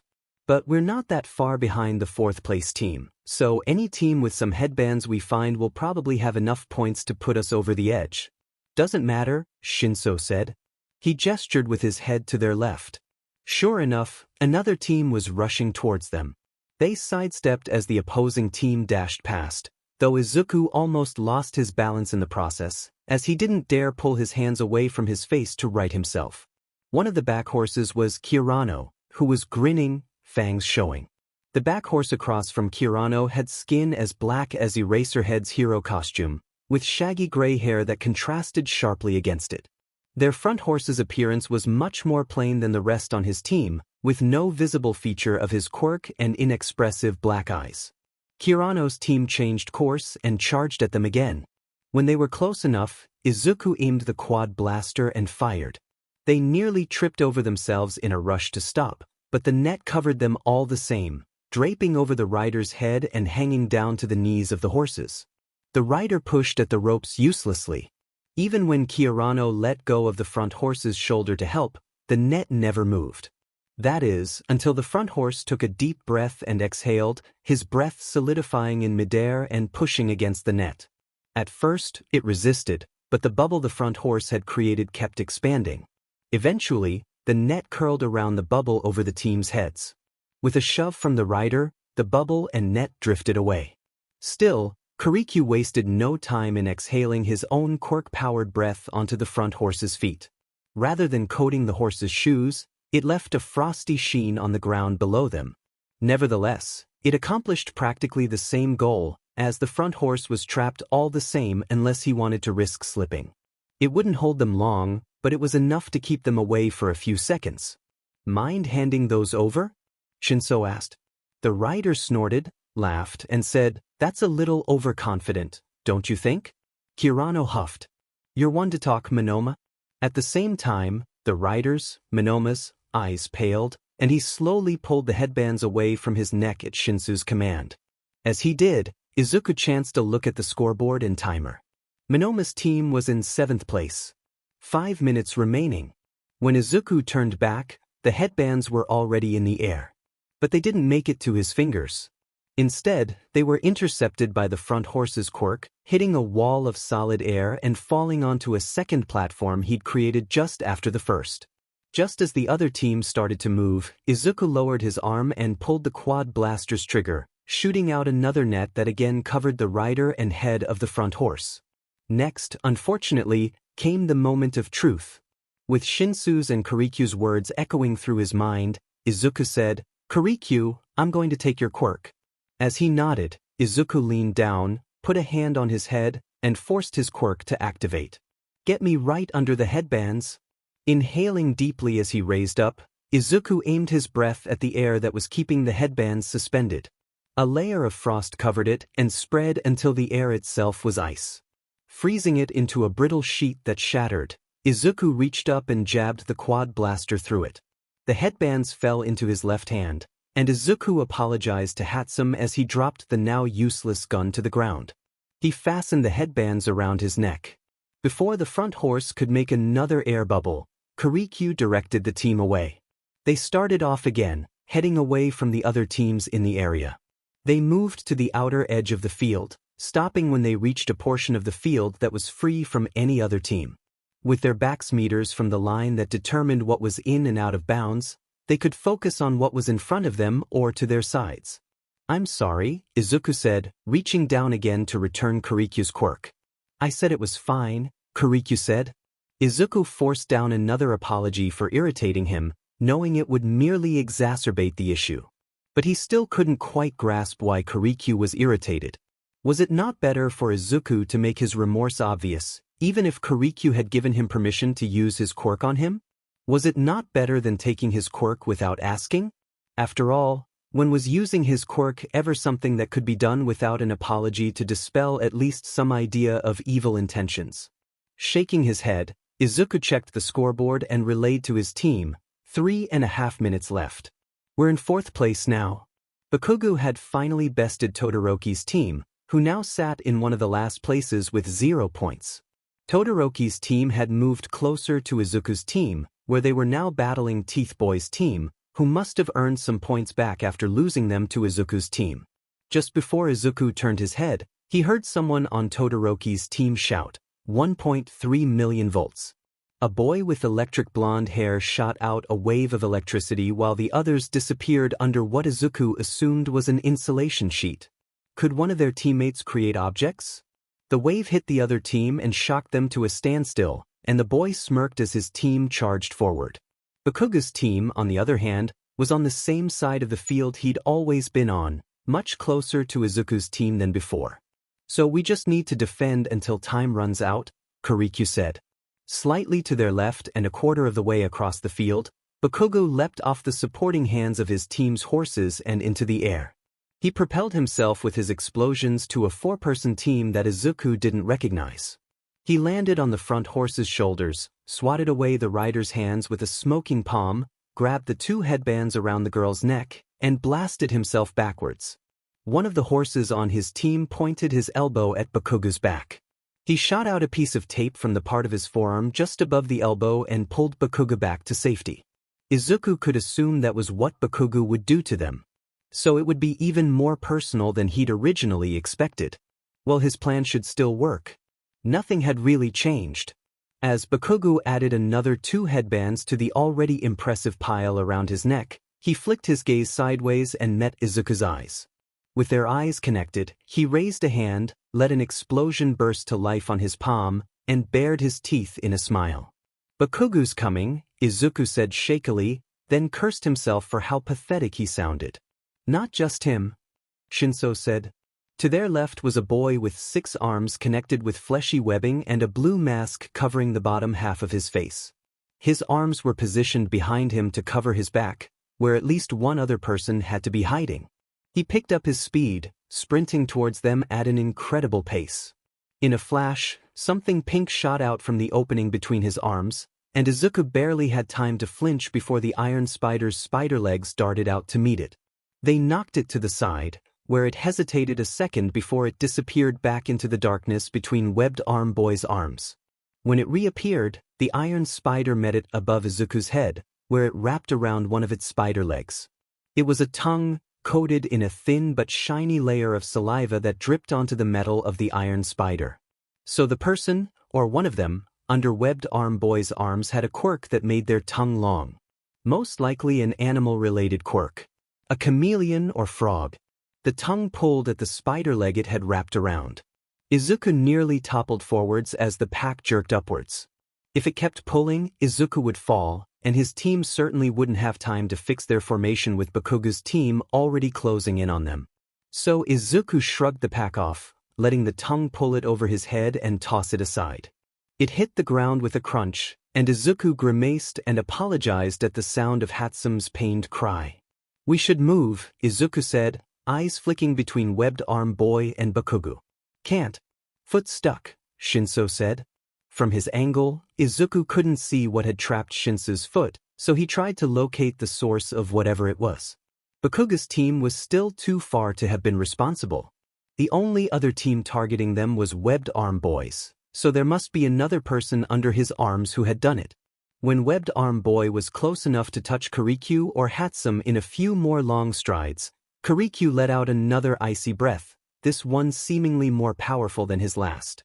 At the same time, Shinso shouted at Webbed Arm Boy. He didn't respond. Instead, he switched directions to circle around Izuku's team's front, dodging Kirikyu's attack entirely. As he turned, he dropped his right arm. The same tongue shot out before Izuku could see who'd been revealed. It wrapped around his arm and jerked it back, and when Izuku was forced to put his other hand out to keep himself from falling, he heard the velcro of the headbands around his neck tear. Before he could grab the headbands back, the tongue had curled around them and had pulled them back to the safety of Webbed Arm Boy's back. Tongue Person hadn't taken all of his headbands, but she had taken enough. On the scoreboard, Izuku's team dropped from 4th to 5th, and as Webbed Army Boy escaped, Present Mic announced that they had 2 minutes remaining. Bakugo's team was close now. And as Izuku forced his fingernails into the soft flesh of his palms, Bakugo launched himself into the air. Izuku's arms froze out in front of him, nowhere near his neck where they could protect the headbands they still had left. If he tried to defend himself, Bakugo wouldn't be happy. He did nothing but watch as Bakugo landed on Kirikyu's shoulders and grabbed the headbands around his neck. Though Bakugo couldn't use his quirk to purposely harm him as per the rules of the game, Izuku waited for his flesh to melt. It came in a burst on his collarbone, where Bakugo planted a burning hand to help push him backwards. Again, one of the back horses pulled Bakugo back to his team. The 3 horses caught him and repositioned him to stand on their hands. When Bakugo regained his balance, he let out a sharp laugh and shouted, "Did you really think I'd let you cheat your way into the next round, Deku? You shouldn't have even made it this far." Izuku bit the inside of his cheek until he could feel blood on his tongue. He'd come up with a plan, and for what? Kirikyu tried to breathe out another icy breath at the front horse's feet. This breath was weak, however, and it dissipated into the air before it ever reached the red-haired boy. From the press box above, Present Mike announced only 1 minute remained. "How about giving those back?" Shinso called out to Bakugo. Bakugo didn't even spare Shinso a glance. Instead, he watched the scoreboard with a grin. On the screen, Izuku's team had dropped from 5th to 7th, the first in a list of teams with 0 points. It couldn't end like this. Not when their victory had been so close. Certainly not when Shinso hadn't gotten the chance to make a name for himself yet, and not when Kirikyu hadn't been able to prove that General Corps students could stand up to Hero Corps students, and not when Hatsum hadn't been able to show off all of her inventions. All 3 of them deserved to move on to the next round, and if Izuku could be the one to give that to them, he would. And he could. He'd face Bakugo's wrath later, but that would be all right. "Everyone, get close to them," Izuku shouted, and his team hesitated for half a second before they were charging at Bakugo's team. Without any warning, which he certainly felt sorry about, Izuku twisted around and slapped Shinso across the face. Raising up to meet Bakugo's stare, he said in a trembling shout, "Bakugo, you're going to lose." "What did you just?" "Throw the 10 million point headband to me," Izuku said. Bakugo followed his instructions with sluggish movements. His teammates shouted at him, but the headbands sailed through the air all the same. Izuku caught it in both hands, clinging to the thin fabric with all the strength he had left in him. With shaking hands, he wrapped the band around the back of his neck and pressed the Velcro strips together. And then the buzzers sounded across the stadium. And Present Mike announced the end of the round. And Izuku stared up at the press box with disbelieving eyes. That is, until Hatsum let out a cheer and let go of Izuku's foot. He plummeted gracelessly to the ground. And there we have it, folks. What an upset. Present Mike cheered, and Izuku heard Eraserhead groan into his microphone beside him. Just barely managing to make up for the points they lost, Team Midoriya takes first place. In second place is Team Bakugo, in third is Team Todoroki, and in fourth is Team Minoma. Congrats, listeners. Unfortunately, Izuku hadn't had time to call for Bakugo to throw the rest of their headbands. But this would do. Izuku immediately turned to Shinso. "I'm so sorry for taking your quirk. And for slapping you," he hurried. "But he didn't respond to you, and I knew he wasn't going to, but I knew he'd respond if I said something, and I couldn't reach your arm. We didn't have much time left, but I didn't even ask first." He trailed off, his voice getting quieter until he was muttering under his breath with a frown that would leave his eyebrows hurting if he kept it up. "It's fine. Did hurt though?" Izuku cringed, stuttering out another apology. "Kidding. Barely felt it." He gave Shinso a skeptical look for his horrible joke, but eventually he dropped it. After warning him, Izuku transferred Shinso's quirk back to him. "I really wasn't expecting us to win, but now I'm pleasantly surprised." "Good job, Midoriya," Kirikyu said. "What the hell was that, Deku?" Bakugo snarled. When Izuku turned slowly around to face him, he stormed up to Izuku with his teeth bared. His palms were smoking, and Izuku instinctively stiffened. When his mind snapped into action, didn't change his position. He stayed where he was, tilting his head back when Bakugo grabbed his shirt collar, fully aware that letting his fear show would aid him. Most of the time, the best escape was to accept whatever burns Bakugo decided he deserved that day. Still an escape, though, because it would always be worse if Izuku tried something that Bakugo didn't like. And Bakugo didn't like much. But occasionally, Bakugo would go too far, leaving too many new scars at once. In those cases, it was better to tell him to stop. A stuttered-out warning that he wouldn't be able to move the next day was enough to get Bakugo to back away. After all, he would prefer Izuku's mother be left in the dark. So he stayed frozen as smoke filled his nostrils and his mind supplied him with the stench of burning flesh despite Bakugo having not yet used his quirk on him. Bakugo's voice was somehow even harsher when he asked, "What did you do to me?" If Izuku didn't respond, Bakugo would grow angrier, so Izuku forced out, it was Shinsu's? No. Don't FING play with me. What did you do? Borrowed my quirk, Shinso answered, voice cold and sharp. And that is? Not your business, Shinso said. His hair blocked the sun and cast a shadow over his eyes that made the bruises under them even more prominent. Bakugo barked a laugh and leaned in closer, though he had to tilt his head up slightly to keep meeting Shinso's eyes. I think it is my business, since Deku used it on me. Shinso raised an eyebrow. Too bad. Shinso could only challenge Bakugo because he didn't understand. But if he wasn't careful, he would understand, and it would be because he was trying to defend someone who'd nearly cost him his future for his own selfish reasons. Why was he even defending Izuku after all he had done? Izuku wanted to take a step in their direction, to stop Shinso from incurring Bakugo's wrath, because Shinso was about to walk away with the same kind of burns that were forever stamped onto Izuku's skin. So Izuku urged his body to move, using every ounce of strength he had left, to put himself between them. He would much rather take one more burn than let Bakugo put a first on Shinsu's skin. You want to fight? You want to be disqualified? Bakugo scoffed, glancing up at present Mike and Eraserhead in the press box. Try not to lose before I can kill you myself. Shoving his hands in his pockets, he shot another glare at Izuku before stomping back to his teammates. Shinso watched him go and muttered, "Oh." Izuku dropped to his knees, oblivious to the pain, and rested a hand on his collarbone.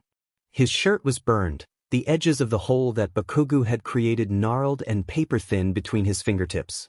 The hole was small, luckily, but he could feel how twisted and waxy his skin was behind the tear. It was a first-degree burn, though he could tell, it didn't hurt as much as usual. Still, as long as a teacher didn't notice, nobody could send Izuku to Recovery Girl's office, where she'd likely ask him to take his shirt off. All right? Shinso asked. He had crouched down, balancing on his toes and resting his arms on his knees. Useless? Izuku laughed humorlessly, covering his face with his hands but spreading his fingers to keep from blocking his vision. It's his nickname for me. Shinso stayed silent for a while, clearly waiting for Izuku to explain further, but Izuku didn't budge. So he sighed and said, I need TC Recovery Girl. Izuku shook his head furiously. This time, Recovery Girl wouldn't merely take his word for being bruised all over as she'd done the day before. No, she'd asked to see his chest, where the other dozen or two burn scars laid, where the cuts on his shoulders were laid next to his newest burn. I'm all right. It barely hurts. Besides, if I go see her now, I won't have any energy for the third round. Shinso stared at him until he squirmed, but still Izuku refused to give in. He couldn't give in, not for this. So, instead, Izuku distracted him with, Are we okay? What? I could have taken her quirk. The purple-haired girl. And before that. So? Shinso asked. One cause of your quirk. Are you sure that's enough? Shinso rubbed the back of his neck. I won't push you. Don't know your past.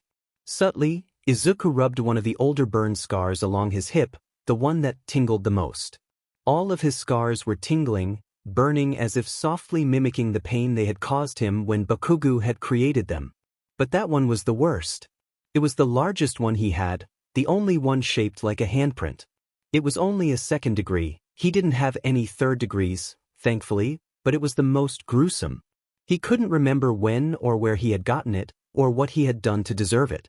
But he remembered the smell of his flesh burning. Thank you. I'll listen, Shinso said. If why tell me? Izuku did nothing but shake his head, and Shinso took that as his answer.